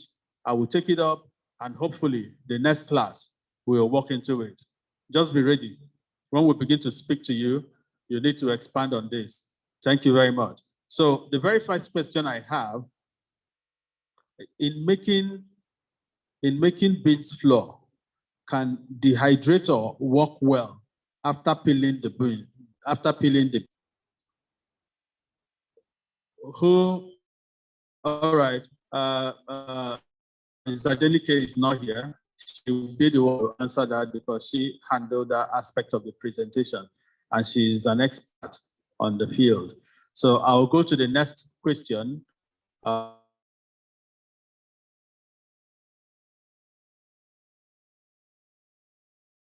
long as we'll give her the mic to respond to this. How effective use of a dehydrator be in making plantain flour? So it's just related questions. She will handle them when she comes in. How to dehydrate cassava at rainy season in large quantities. The difference between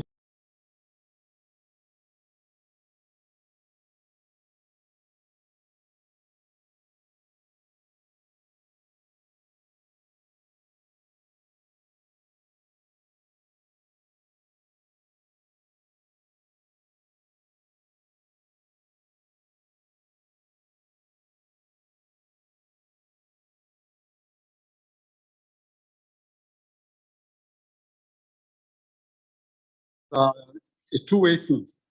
One, we produce. If we say we produce, yes. If we say we buy, yes. And the food that we buy or the one we produce, they are just supplements.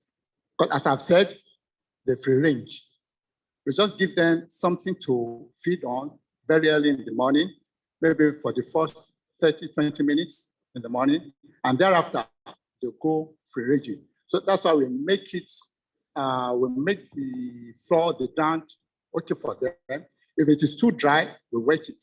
We pour the poo on it, we wet it, we germinate, it will get rotten and it will germinate some fruits, some insects will come out from this, some plants will come out from it, and they feed on these things. So basically, they free range. What we give them as per feed is just something, it's not their major food. Thank you. Thank you so much. I believe that question has been answered. Right. So, any food hub where machines and equipment could be sourced for rent. So our subject matter experts, do we know anywhere we can source machines and equipment for rent? Probably like the dehydrator, I understand. Yeah, maybe things like that. Or are there specific equipment that you need for rent? Who asked that question? Okay, there's a place on Allen Avenue, but I have to find out again. Well, you're going to pay. You're going to pay, but I think it's just the minute amounts that you're going to pay to them. They can dehydrate for you. They have a very large place that they do, because I think we were talking one day, one of them, maybe it's a choppy or something, but I'll find out and I'll get back to Mrs. Odunoga so they can easily get back to you. And sorry, let me quickly answer that question that my husband said. It's strictly for the heritage birds. We're not talking about the exotic. The exotic are the broiler, the noiler, because if you don't feed them, they begin to degenerate and they get sick. That's the problem. And what we're trying to do is to do the heritage, the ones we are used to. In those days, you have your chicken at home, they go miles, they come back. But now we have a place for them, you feed them, they go scavenging, like he rightly said, we pour some waste there, we wet the place. But for the exotic, you have to feed them. And farmers are shouting. So it's either you go for that, and if you want to do that, by God's grace, if we want to start a small place where we can train the youth about it, heritage and holistic. Holistic is growing your herbs, growing your vegetables that you're going to feed them. Then the heritage is what is adaptable to your place. But how will it be sustainable? Then you're going to blend that. Training and retraining is very good in agriculture, and you're going to go far. God bless you. Thank you very much. We have another question here. Okay.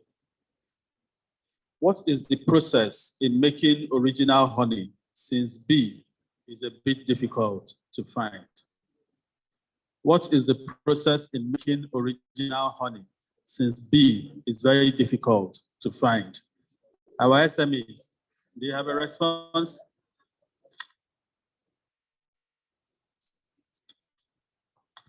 Okay, there's no shortcut. Like us now, we're trying to do apiary. We invested on citruses. So we are going to plant citruses. That is number one. Then you have to get some plants. There are some plants that are attractant. Like sometimes in our house, we have lots of trees. Then sometimes we just sit on the red apple, you know, this pink apple and our own local apple. You just see the bees. So when you have to attract, like I said, success you attract. Anything you want, you attract it. Nature has made provision for everything. So when you have some plants, they will naturally come, but they need the one with pollen, they will need the one with suckle honey. So you go and Google and say, which plants are suckle honey? Which plants are pollen that bees, and you put your hives. Like the one he did, I was even saying I'm going to tell my husband because we spend so much on the hives. The one with the block, because you have to consider the termites when you make your hives too. So with blocks, I was thinking, okay, we're going to do this, we're going to do that. So you keep learning. And that is why sometimes people say you waste your time coming to this. You learn and you keep learning. And that is it. But when you get the plants, definitely they'll be attracted and definitely to your farm. So there's no shortcut in nature unless there's a failure. Thank you, sir. Thank you, madam. That was fantastic. Be very, very careful if you're going into agriculture, because this one, and sometimes, like for example, on our farm in the same, you could end up in a fight because very simple, sweet palm oil, very good sweet palm oil in a very nice box. Like Madam said, could bring the swamp, but you must be ready for the swamp. These guys could travel million miles to get to you. When they find food, they have a special sense organ to communicate. You understand? Suddenly you see them coming. You see a few, especially the workers, they will come. So we prepare to welcome them like guests. Mommy, you know, sometimes they come in summer if you disturb them. So like that guy, get a small, lovely box, like one mommy said, and you can use nectars from fruits. You see, palm wine is very good, but be prepared for the swarm because they will come. They will definitely come. And if how will I say, you stylishly or freely attract someone else's swarm, it is fine too, because it's money. On our farm now, 1 liter is 4,500 from the farm. That's what we sell in the same. So Yeah. So be careful. The question you ask, don't just jump into it. Your appearance is not the easy thing. It's mommy, she's an expert. She'll tell you that and go and do that. You're in trouble. Thank you. So the Odukoyas, you're on fire. Now, how many questions are targeted and directed at you? What is the size of your farm? How do you market your products? Then on food security and rehydration or dehydration, does SPPG have no, I didn't get this question. I didn't get the question. Probably you might have to just say it, but let's give them the opportunity to answer the first two questions.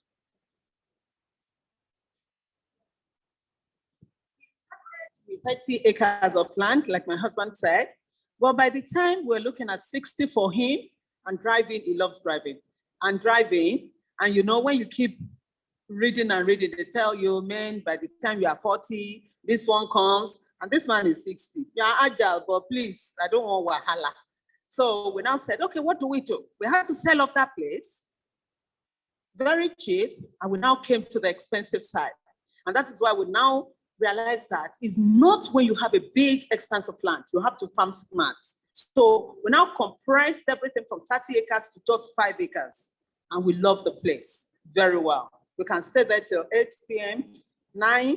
The villagers, we are like family. If we need anything at a jiffy, they come to us, we go to them. Then marketing. Right now, we don't even have a permanent place. We do visual. We are on Instagram. We're not even on Facebook. People are telling us, come on Facebook. And why are we doing that? They're intentional. Intentional in the sense that we deal with families that their children are on the sick side. They need special food. They don't take chemical food. So they told them, how many do you want? So it is on request from our customers that we produce. If they say, okay, we have about 10 of them, 10 families, they tell us we're taking 10. Chicken, dog. We farm just for them. Mostly the chicken for them. The dog is always there. Then they ask us for eggs. We don't do eggs at all because there's always a glut. And as a farmer, you've gone to school, you've gone through all this process, and somebody will not be dictating the price for you. For your sleeping, you're not sleeping, you want to eat, you can't eat when your chicken are not eaten. So you have to be intentional and let your customers know what you want. And we started working smart. Working smart means when people come to our farm, ask us any fruits. We want banana. We want plantain. We want coconut. So your chicken are not there, your fruits are there. And we tell them fruits in season. If I tell you a bunch of my plantain is 7,000, they don't argue because they have tasted it. They know. So when you really want to do a good farming, a smart one as a young person, don't do the general. Don't follow the general. They will come to you. The lady came from the UK and was like, please, I've been looking for where to get organic this. So we do holistic, organic, and heritage. She said, what is it? Could you believe the lady ordered what we gave to her? Oh, thank you, madam. Thank you, madam. I said, we're having problems. This is the price. I said, don't worry, people will come to you. So I prophesied to your life. People will come to you. Just be intentional and know what you are doing. Even in the villages, they know we don't use chemicals. So for that, let people know that these people don't go there with chemicals, though. So hospitals will visit you. People will come and say, that guy, where is his farm? So it's not how big, but how small and how smart. And everything that is important. Like our medicine, we take it from the farm. If I'm sick now, I know the leads. My second daughter was sick one time and she went to the hospital. And she came back and said, Mommy, that charge was so high. I said, how much? 35,000. So you have to take me to where the plants are. Now, if she has anything, she knows the plant to take. So as a farmer, your plants, your food, your medicine, and your wealth must definitely come from the farm. And what you cannot eat, please, don't give to people. God bless you. Thank you so much. Thank you, Mr. Dukoya. There are still more questions. Let me get into the questions from our online attendees. So, Mrs. Adenike, I'll need you beside me. All of these questions are targeted at you, at your presentation. Then there's another question. What are the organic drugs given to your birds that are made? What organic drugs do you give to your bird? Do you manufacture them yourself or you source? Actually, we grow ginger, garlic, different leaves. Like we want to do tonic, we use the bark of mango with teak leaf. You know, teak as in this timber tree. Yes, it gives blood. So we want to do blood supplements. These are the things that we give to them. If it is cough, we give them eucalyptus. We grow everything. It's on the farm. If it is, we use neem. It's on the farm. So you try and grow all those things. So that is what we do. But when you want to go full, maybe you're producing about 500, 200, you cannot be doing everything. That's why people are so lazy about organic. You have to do this, you have to do that, fine. But there are some people that are producing, right? Like right now, I have some followers in my community. I tell them, if you have a space, please, rear chicken, rear turkey. I said, my mommy, if they are seeking, I say, don't worry. So we have partnership with some guys. They produce, I just bought 10 liters for 10,000 for them. That's the, we call it the antiviral antibiotics. When you start from day old till you slaughter, they won't get sick and won't have any mortality. So if you are going commercial, it's better to collaborate with people that can give you organic supplements. We have many of them. But at the same time, you need the emergency one that you can give. Like this, we call the something coryza. The eyes is blocked. When you press it out, it's like a corn that comes in. There's this leaf that we use, tridats, you know tridats? And you know the menthol leaf. The menthol leaf, you do the two together, you put it on the eye, 3 days, it's gone, and you ingest as well. So those are the things that you need to know on your fingertips. The grasses you're cutting, majority of them are medicinal. But because you don't know, you cut them away. So those are the things. You want to go holistic, you want to go organic, and you want to do the heritage. That is backward integration to where parents were coming from. You need to know the plants. So easy, but you have to be committed. That's the thing. So I'm glad to have Mrs. Adenike that made the presentation on dehydrators. So it's just going to be a question and answer, a back and forth thing.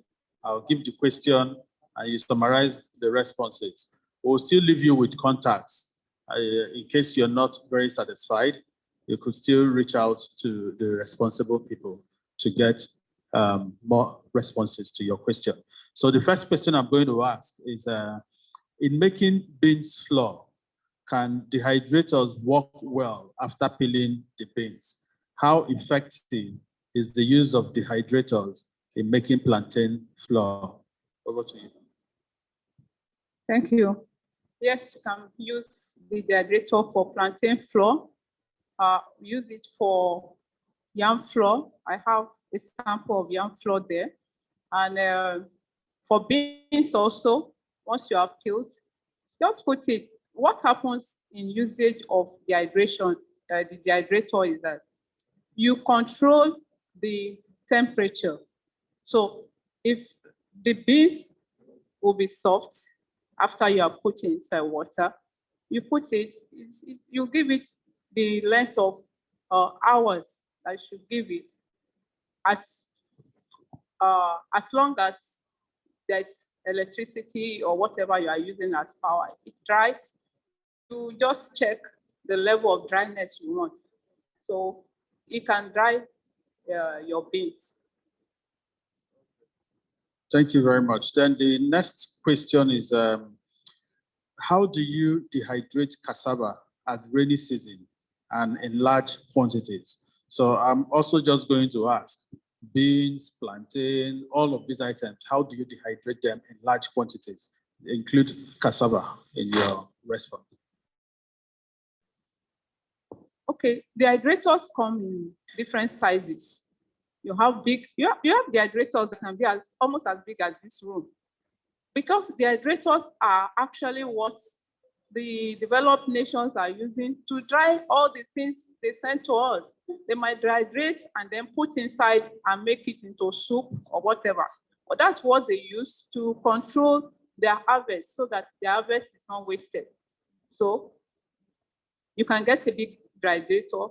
You can even use the small one. I've used my own small dehydrator. We will see the small dehydrator at the back there. I've used it to dry cassava. I've used it to do plantain. I've used it to do chicken. I've used it to do meat because it can actually cover anything you want to dehydrate. And that is one of the advantages, that you can use it during the rainy season. And if you know that the thing is very wet, you can start the dehydration process. If there's little sun, use it in the sun and then bring it into the dehydrator to finish even dehydration. So what's the difference between dehydration and roasting of food? Okay, when you roast, most times, okay, you are removing some water content, but you're also, the dehydrator do not allow smoke to come into your food. In roasting, that's part of the advantage people see in those who like roasted things. They like the aroma of roasting. But in dehydration, the smoke does not come in. And another advantage is that if you are smoking, you still cannot control even dehydration. So that's why you see the smoked fish in the market. After 2 or 3 days, it's getting spoiled. But if it's in the dehydrator, you can dehydrate it to a very, crispy level. And then it is not that a part is dehydrated, another part is not dehydrated. So that's the difference. Thank you. Thank you so much for that. Don't go yet. Stay. Now, you see, there are what they call export standards.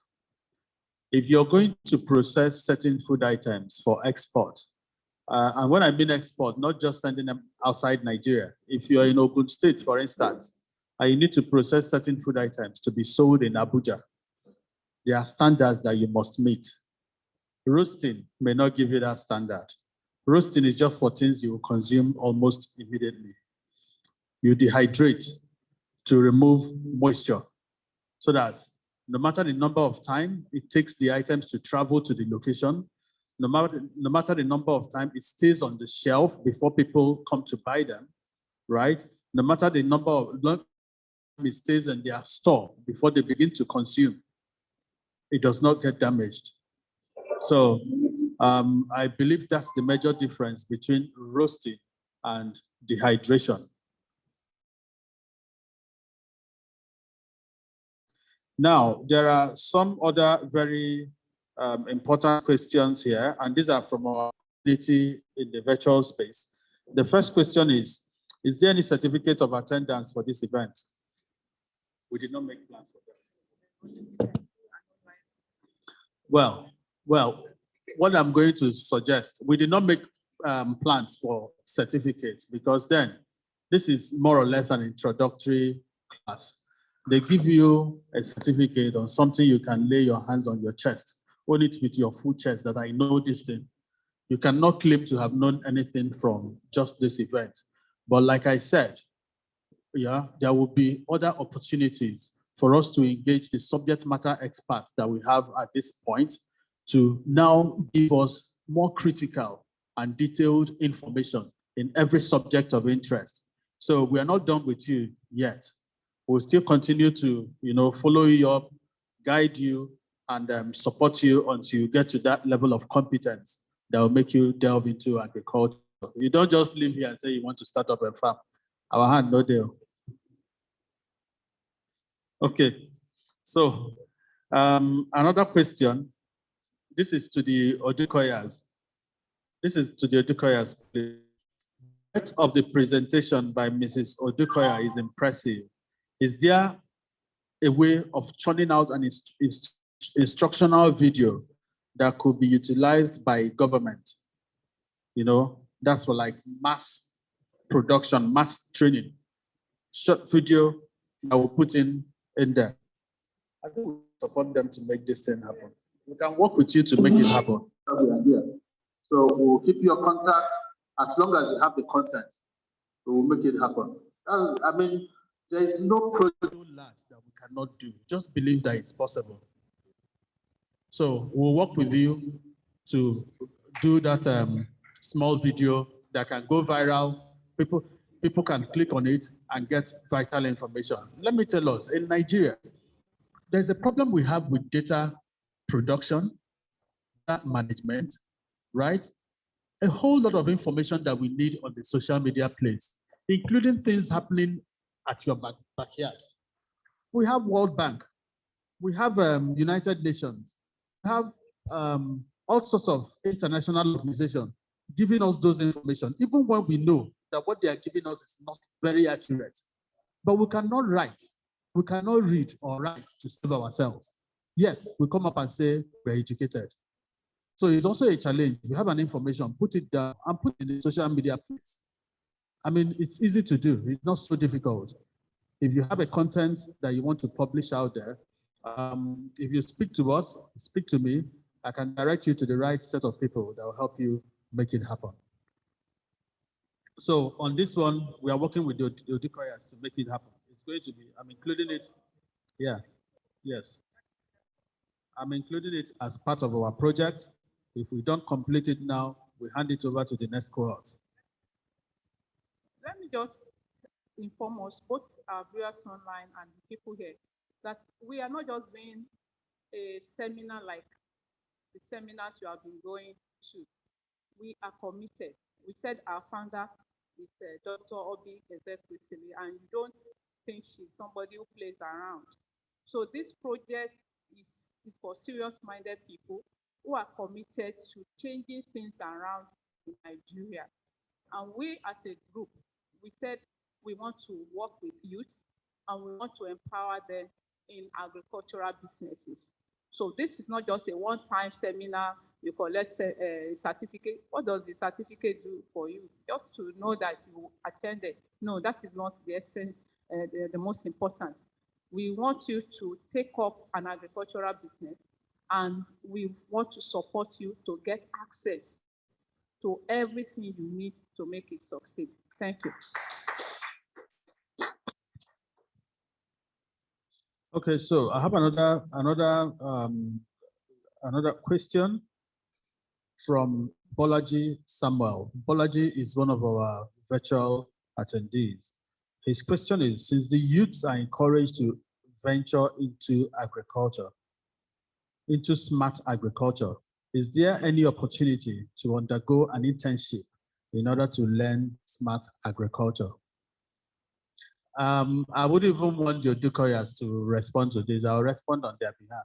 They are open for internship as long as you're a serious candidate. Reach out to us. We are sharing our media pages, our contact details and all of that, and we'll connect you to the right people that will support you. And we're also here to support you. This thing is not ending now. Even if this particular set leaves, another class is coming up from where they have stopped. If there's anything you're going to take away from this lecture today, just have it in mind that some of the food that we waste, which is the reason we are food insecure, that we are going to start processing them to a point where we don't have them waste. We will keep them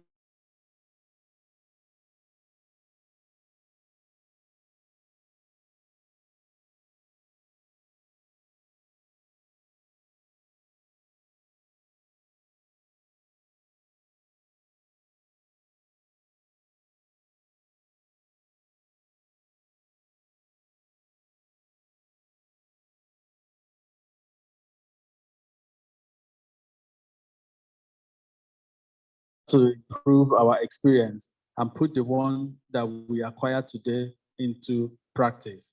I wanted to look at the face of our doctor when I heard that. Is there any financial support? I know he was going to make a face. But then, if you have been following, remember the doctor made a proposal that we find ways to stock up funds that will support new entrants into the agri space. Many Nigerians like freebies. They want to be handed something just for the fun of it. You give them that money probably will be enough to buy 1, 2, or 3 chick and train them until they're old enough for sale or old enough to produce eggs and all of those. It's enough to set somebody up. But an average Nigerian will eat all of those halfway to be accountable to anyone. Now, if we set up this system and you need funds to do anything, you will collect money, but you must pay it back. Yes. That fear that you need to pay back, that fear that you are accountable is actually what drives a lot of people to succeed. We at SPPG, we are building a new Nigeria. And in every aspect, we want to do something completely different from the regular way. Some of those people that are not clapping for me, is there anything wrong with me? You don't like this thing that I just said. So, Musbao Usmar, I believe you had the response to that. Just keep in touch. You will get our contact details. Continue to stay in touch with us. We will help you make your dreams come true. Thank you. How much is the dehydrator? And can we get it locally? Well, just like every other thing, I talked about sizes. So you can have a dehydrator for 35,000 naira. You can have for 25,000 naira. You can have for 2.5 million or even 25 million naira. Local production, yes, we have some available. And the good news here is that we at SPPG, we have discovered people who can produce even in Lagos.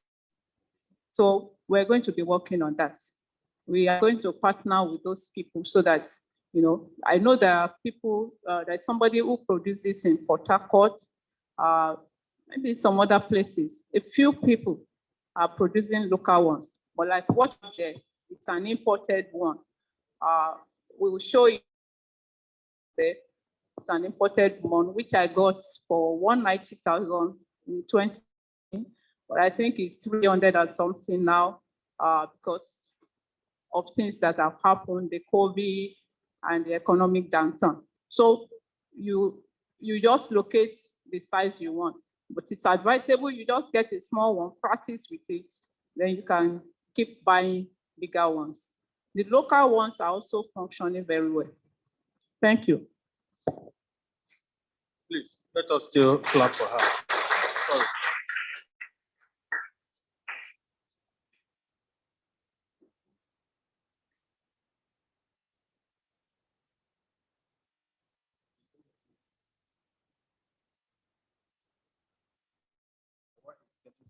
So while he's getting set, I want to introduce Victor to help us introduce the various platforms of XPPG and the food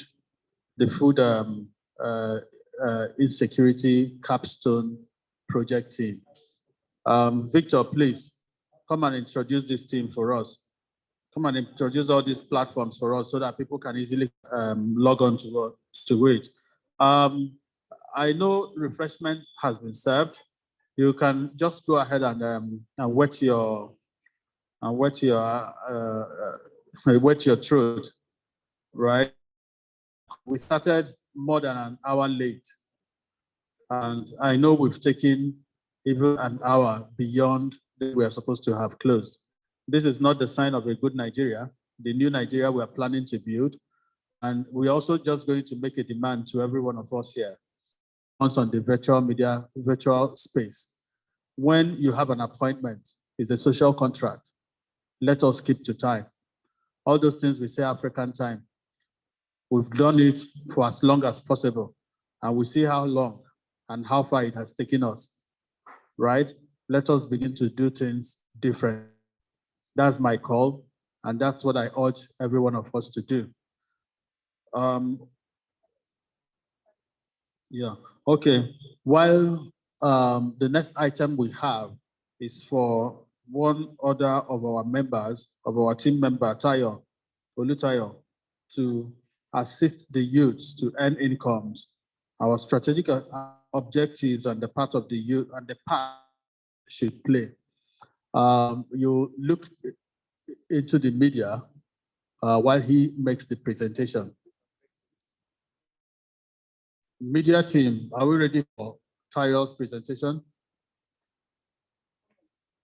So just bring him on. Anytime he comes on, we'll stop every other thing we are doing. I'm here. Him. Have we enjoyed this presentation today? Okay. So are we having a commitment from everyone here, including the ones in the media space, in the virtual space, that we are going to delve into agriculture, no matter how something. Even people that are working, you don't have to wait until work ends before you start agriculture. Because what people don't know is that in every business, there are always teaching stages. There are places where you must succeed, where you must struggle. Why not start early so that while you're struggling, when you are still earning salary, you get why? Hello? Like Nigerians will say, they say you get why. So I'm encouraging us. It's not just for us here alone. Several other people outside here should do exactly the same thing. Let's encourage people that. In fact, I was very, very happy when I saw the very young people, the youngsters, two of them at the back seat here. When I saw them walk into this place, I was very, very happy. Because there are a lot of things they can do, even at this age. When we were all kids, I remember our parents would buy a small 2 or 3 small chicks or chicken for us in maybe January.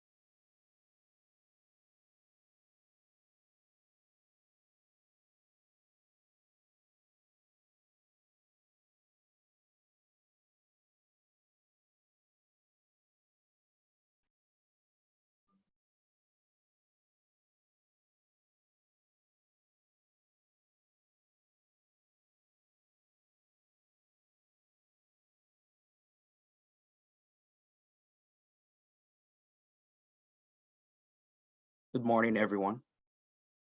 I hope you can all hear me.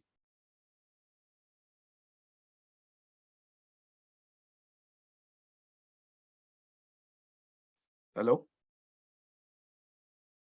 Okay, thank you very much. My name is Tayo Laleye, and I will be speaking briefly about how to make our business profitable. I only have one slide, a one-page slide, and it's very simple and very straightforward. My work has been made much easier by the previous speakers who have identified or highlighted a lot of things that I would have loved to say. I will still repeat it because we have a proverb that says, when the blacksmith is hitting the metal in a certain direction, there's something that he wants to bring out. So I will therefore share my screen. I hope you can all see my screen. The basic objective of are going to be profitable and for us to earn an income. And because of this, there are certain traits that we need to, there are certain lifestyles that we need to follow, or certain principles that we need to take up. And I just highlighted about 8 of them here. And I'll be talking about them briefly in the next 5 to 10 minutes. The first thing is that you should identify and understand your market. You need to understand those who you intend to supply your goods to. You need to understand what their preferences are, what their specifications are. Because if, for example, they want organic tomatoes of X kg, and you supply something that weighs less or has more moisture content, then you are not going to make a profit. You are not going to be able to sell, and that is going to become a problem. So you have to identify and understand your market. You need to know what exactly they want. Who are those you are going to be selling to? Who are those you are going to be supplying to? The second thing is that you need to be disciplined. Farming is not a venture in which you decide when to go and when not to go to the farm. You need to be committed. You need to be disciplined. You need to continue to follow a strict pattern. It's not something that you can do haphazardly. You're either all in or all out. There's no sitting on the fence. Being disciplined also includes how you're going to manage your expenses, which will lead me to item number 3. You need to be disciplined in how you manage your finances. Number 3, you need to place yourself on a salary. The agricultural business, or any other business for that matter, is not one where you mix business money with personal money. They are totally different. They are totally separate. So you have to place yourself on a salary. This is how much I am going to pay myself. And you are not going to go beyond that. It's not a situation whereby you just say, oh, I feel like eating this, I feel like eating that. You just take out the money from the money of the business. So you need to place yourself on a salary. Fourthly, it is important that you save for the rainy day. It is very imperative because eventualities may occur, and then you also need capital. You need to reinvest in the business to keep the business afloat. You'll notice that the price of things in Nigeria have not remained steady.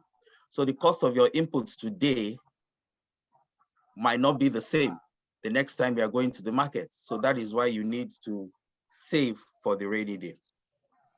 Number 5, and this one is very, very hard for us Nigerians.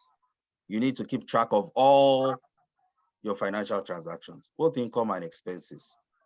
1, this requires discipline. 2, this paints a picture of where exactly you are. With it, you'll be able to project your cash flow and understand where you are going to. I used to work in a bank. I worked in a bank for over 10 years, and we do give loans to people. But you find that when you ask people to bring financial records, that's where the problem is. They are not able to lay their hands on anything. They don't put down notes. They don't keep records. So it is important for you to keep records of all your income and expenses. You need to track. You need to have a system in place whereby you're able to track both your income and your expenses so that you know whether you are doing well or you are not doing well. Any other person who is looking at your financials can tell whether your business is afloat or running aground by just looking at the records that you keep. So it is important that we keep accurate and meticulous records of both our income and expenditure. I'll go to item number 6. This is something that is not too common, that we don't take cognizance to in Nigeria. You need to hedge your risk. Life is full of uncertainty. Some of our previous speakers have also talked about the agricultural business being a very risky business. So it is important that you hedge these risks because anything can happen. In my previous career as a banker, we've had situations whereby if there's too much rain, the fish pond gets overflooded and fish start flooding the road. It may be over a weekend where you are not there, and the next day you were home and it was raining and you go back and you've lost a whole lot of fish. So many natural disasters, so many other things could happen. There could be a particular disease which kills poultry. and it could devastate or wreak havoc on an entire farm, causing a lot of economic losses. Last time I checked, premium rates for agri insurance used to be about 2.5%, meaning if you are taking a facility or if you want to insure your farm to the tune of 1 million naira, you pay about 25,000 naira, which is manageable or which is fair, considering the cost of loss for not having insurance is greater than the insurance premium that you will pay. So I will encourage anybody who is going into agri, whether you are taking a bank facility or not, for your own peace of mind, it is better that you actually take out agricultural insurance. Incidentally, when you take out agricultural insurance, maybe with the government or with whoever, they also send their people to come and do inspections. So you are indirectly getting a consultant to give you technical advice. So you are not only paying for the insurance cover, you're also getting free outreach programs, free technical advice from the insurance agency, as the case may be. Item number 7, it is important that you acquire more knowledge. To be able to run an agricultural scheme profitably, it is important that you equip yourself.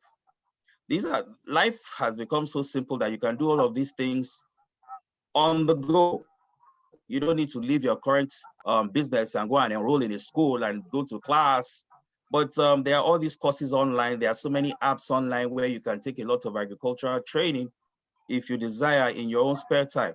I listed some of them to include LinkedIn, Coursera, Allison, Unitar. Unitar is the United Nations Institute for Training and Research. They organize a lot of courses that have to do with Greek and so many other things like that. So it is important that you don't feel you know it all. Your coming here today is also a means of acquiring more knowledge. So you can also go to seminars, you could go to workshops. You will see from our facilitators that they not only practice, but they find time. I was hearing people say they travel to France, they travel to Benin Republic, Cotonou, to go on seminars, to go on conferences, to equip their knowledge and to become better at their craft. So it is important that you keep acquiring knowledge, you keep growing, you keep upscaling. Then number 8, you form linkages and partnerships. The agricultural industry is a value-based industry, meaning the output of one sector or one field is the input for another. So it is important that we form collaborations, linkages, and partnerships. We're discussing earlier about having cooperatives and pooling resources together. These are things that we need to intensify efforts on. I have noticed in my little travels that the black man has that, it's common with blacks, whether you are an African or an African American, we are always in competition against each other. But if you notice other peoples, the Jews, the Arabs, the Asians, the Indians, the Chinese, they form communities around each other. They uplift each other. They help each other up. But Africans, we are just always in competition with each other. Let me share a little experience as I round up, and it's going to take, it's going to illustrate some of these things that I mentioned. In the year 2020, during the lockdown, getting beef was a problem in a particular state capital. So I have a friend, we went to school together, and they had problems getting meat to eat because of the lockdown. So he did a survey and found out that they bring meat to that particular town from places as far as 3 hours away. So he reached out to me, and we decided to establish a ranch. So we have a ranch. I'm a co-owner of a ranch in one of the state capitals. And we go to source cows from Adamawa and Borno State, and we bring them down to that city, and we sell the cows. part of understanding your market is that offhand, I can tell you how many canteens in that town slaughter goats every morning. Ogufe, that's what we call them in Yoruba. Slaughter goats every morning. And we know how many goats are slaughtered in that city. So we reached out to those places and agreed to supply them goats to break into that market. So we have goats and we have cows in this city that I'm talking about.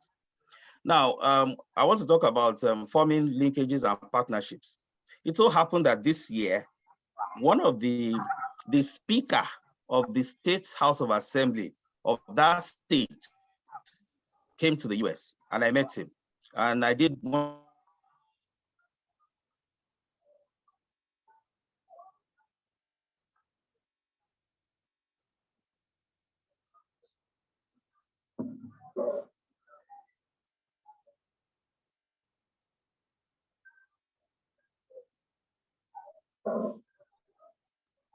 Salah. Government will buy Salah rams and share to people. Please keep us in mind. I will send members of my team to come and do a presentation with you. Your state also does, in the states, they do primary school feeding program. We'll be willing to supply cattle for this program. So I fixed an appointment with them and my two co-owners who both read Greek. I didn't read Greek. And they held the meeting and it came out well. So that's why you should understand your market. That's why you should form linkages and partnerships. And with those kind of doors, if they see that your products are good, the sky is just the starting point. So ultimately, it is important that we look at running businesses profitably so that we continue to grow, so that we'll continue to be able to live the lives that we expect to live. And I wish us all the best. Thank you very much.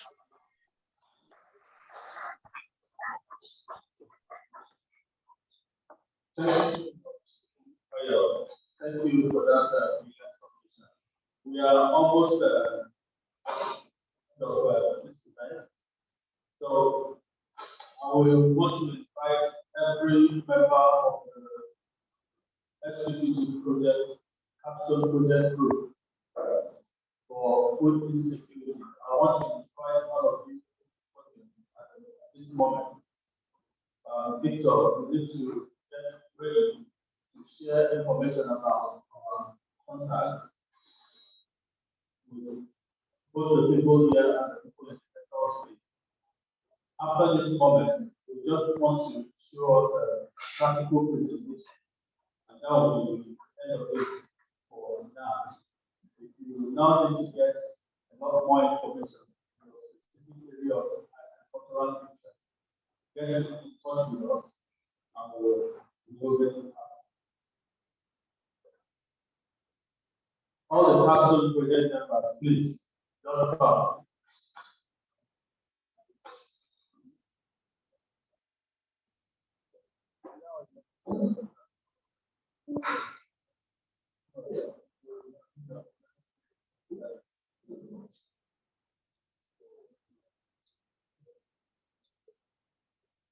So let me just take this time to present the people that have worked tirelessly to make this happen. I'm actually very, very I'm very honored to be part of this. I was just on my own, asked me to join it, and we happen to also be one of the projects that I love so much. Like I said, I really is let me start with the introduction of the start and make it maybe my introduction from data. First of all, to my right is Michael Peters. Michael Peters is the product manager at Nigeria Limited, where he's delivering high impact projects that are transforming the ecosystem. He has previously worked as an analyst for top organizations to drive growth business, product analysis, strategy, and project implementation. Michael has been involved in the development of growth strategy and transformation program in defense of and the government sector, including Nigeria Terrorist Mondelez, that's actually Nigeria, Nestle Nigeria, Dangote Cement, Intel Nigeria, Sodaran Google Nigeria, Federal Ministry of Industry, Trade and Investment, and the Lagos State Government. He is well experienced in both technology and business, with experience in running for leadership. Beyond professional work, he is very passionate about leadership, politics, and governance. Please.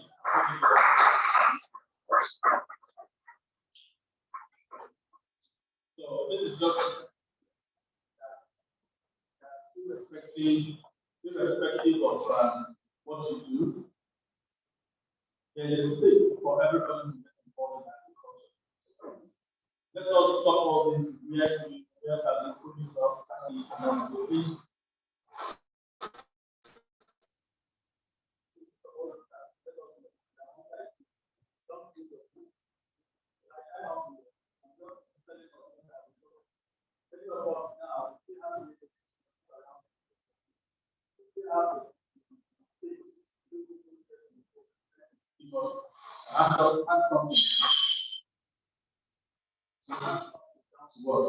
What would you do?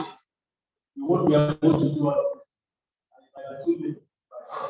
So get involved in the product and encourage others. So,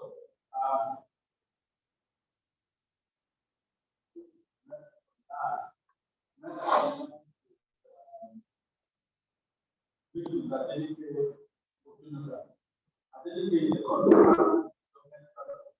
over 2 billion quality development and governance. She's an agro-business and CEO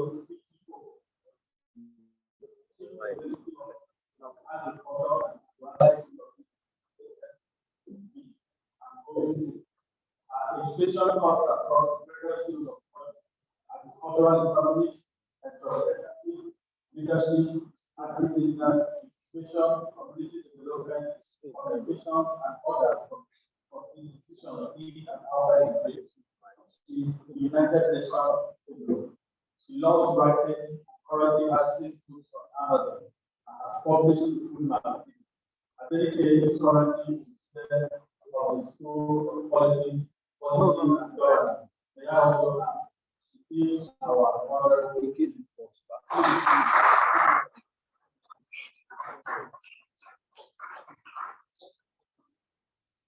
May I have the pleasure to bring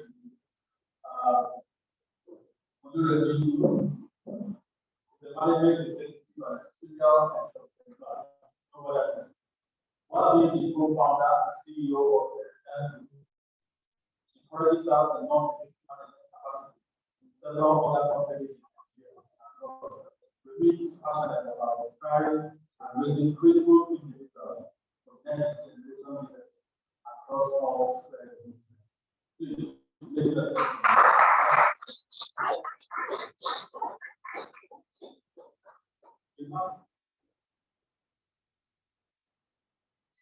the last, okay, let me introduce Pauline. Pauline is the leadership and development. He works as an extension service the forward fertilizer in South America. He's also the founder of the Center of Planning Development. Youth from the year. Ladies and gentlemen.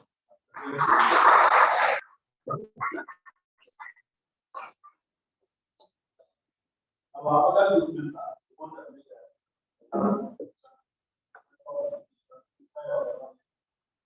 we hire like other urban and regional and very specialized transportation planning and currently work as transportation plan for the state government regional.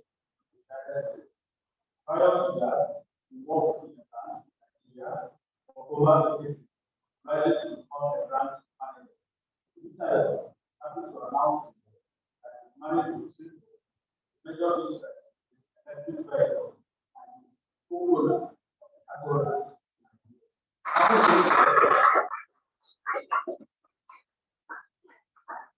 So, on behalf of myself, on behalf of the SPPG, and on behalf of your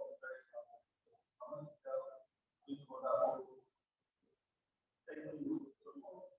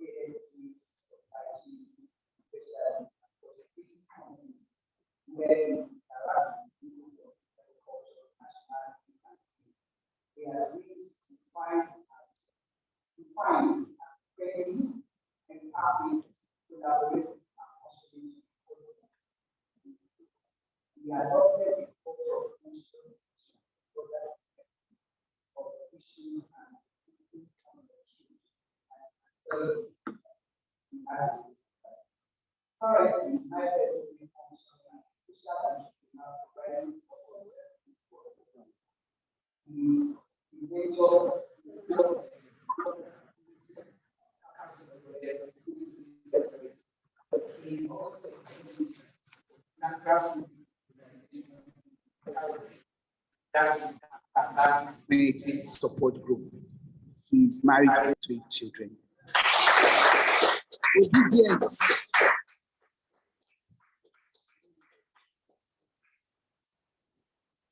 Okay, yeah, I have a colleague that is also a mentor in for this project.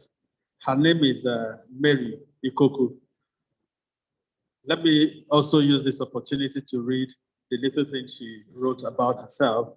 Mary Ikoku is a co-chair in the Fixed Politics Group, WSC, just work group for SPPG. And he's also a faculty member of SPPG. She's currently running for Federal House of Reps position somewhere in Abia State. She's not here at the moment, but I know she's connected to us in the virtual space. Could we just give it up for Mary Ikoku? So just like I said, on behalf of everybody here, thank you so very much for making this thing happen. It's not going to continue. I will take it to the next height. Every information you need to get back to work, Victor is going to make it possible, make it available to us. Let us continue. Let us continue to build bridges. Let us continue to hold hands until every Nigerian becomes conscious of the need to feed themselves first. It's not a bad thing to ask. It's not so difficult. Thank you, and thank you, everyone. Before we exit, please we'll just look at what we have here, a few words, and then we look at the dehydrator and see the dehydration process. Thank you. And we say thank you to Mrs. Odusi for the space. And for a lot that she has done, we also say thank you. We are grateful. You know, she has given us free. You know how to do so. God bless you and every other person. It's been a great journey. I think I've driven. Well, thank God that it happened. Let's just say thank you to God that we started it. It's not been easy. We are all busy executives, and to get this done, other things that we've been doing, it's really very, very hectic. But like we said, we are passionate about impacting youth in Africa. We want to go even beyond Nigeria. And things have started happening, even from the questions and from the preparation. We plan to have agricultural ops. These facilitators here, We're going to engage them. We're going to engage some other people to ensure that you are not just going to come to a seminar. This will be a starting point. You will refer back and say, oh, that seminar was the starting point of my journey. Thank you very much. Those people online, please organize for a photo shoot online. Put on your videos and let the pictures be taken. Thank you. So we'll just allow Doctor to speak on behalf of everybody and also find a way to grade us for what we have done today. Well, on behalf of myself, the other co-facilitators and the students, young and old, because we're always learning, I want to say a big thank you to SPPG. And I want to ask the indulgence of this team so that this thing don't just end up here, because I like continuity, right? If we start, let's keep walking. Johnny Walker is still walking in his grave. So we must do the same thing. I have an online radio that was actually established for farmers. It's a farmers market. And it has grown so big that my colleagues in America said, no, we want another station.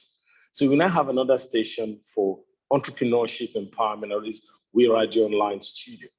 I would love an opportunity for yourself, Sodusi, Mrs. Odukoya, and all everybody to come up. Just get one person to speak a week.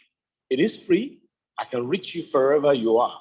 If you are in America, I can link up with you and you can talk 30 minutes. So it's an opportunity to continue to link up with our brothers and sisters, the young generation, because we must not stop talking. If we want to rebuild Nigeria, we have to keep talking. If we talk to 100, 20% that hold on will be building Nigeria. And that is how we will retake our country. Thank you very much. SPPG, I rate you 9 out of 10. Thank you so much. Thank you so very much for that, very wonderful rating. It means a lot to us. Thank you.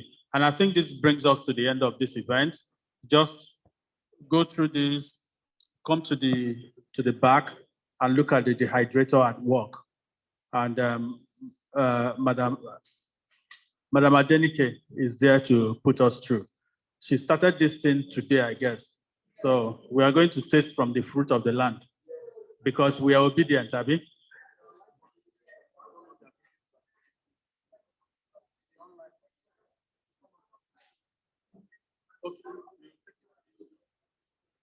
So we also ask our online community to turn on their videos. The online community should turn on their videos, and we want to take a screenshot of all of our participants.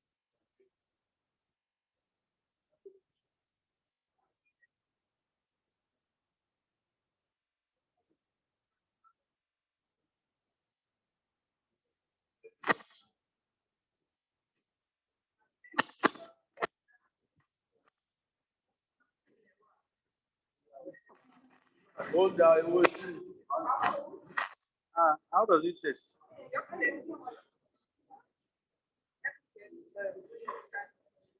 Can I combine banana and apple?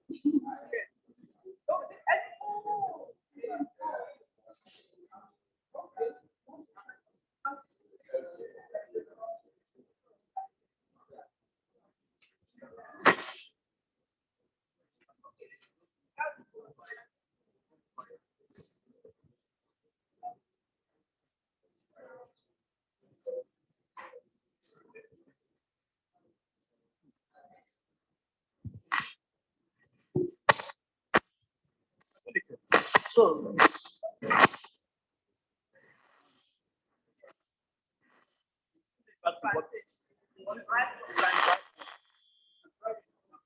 what happened? So you can just dry it for storage, and when you want to consume, just after it's dry.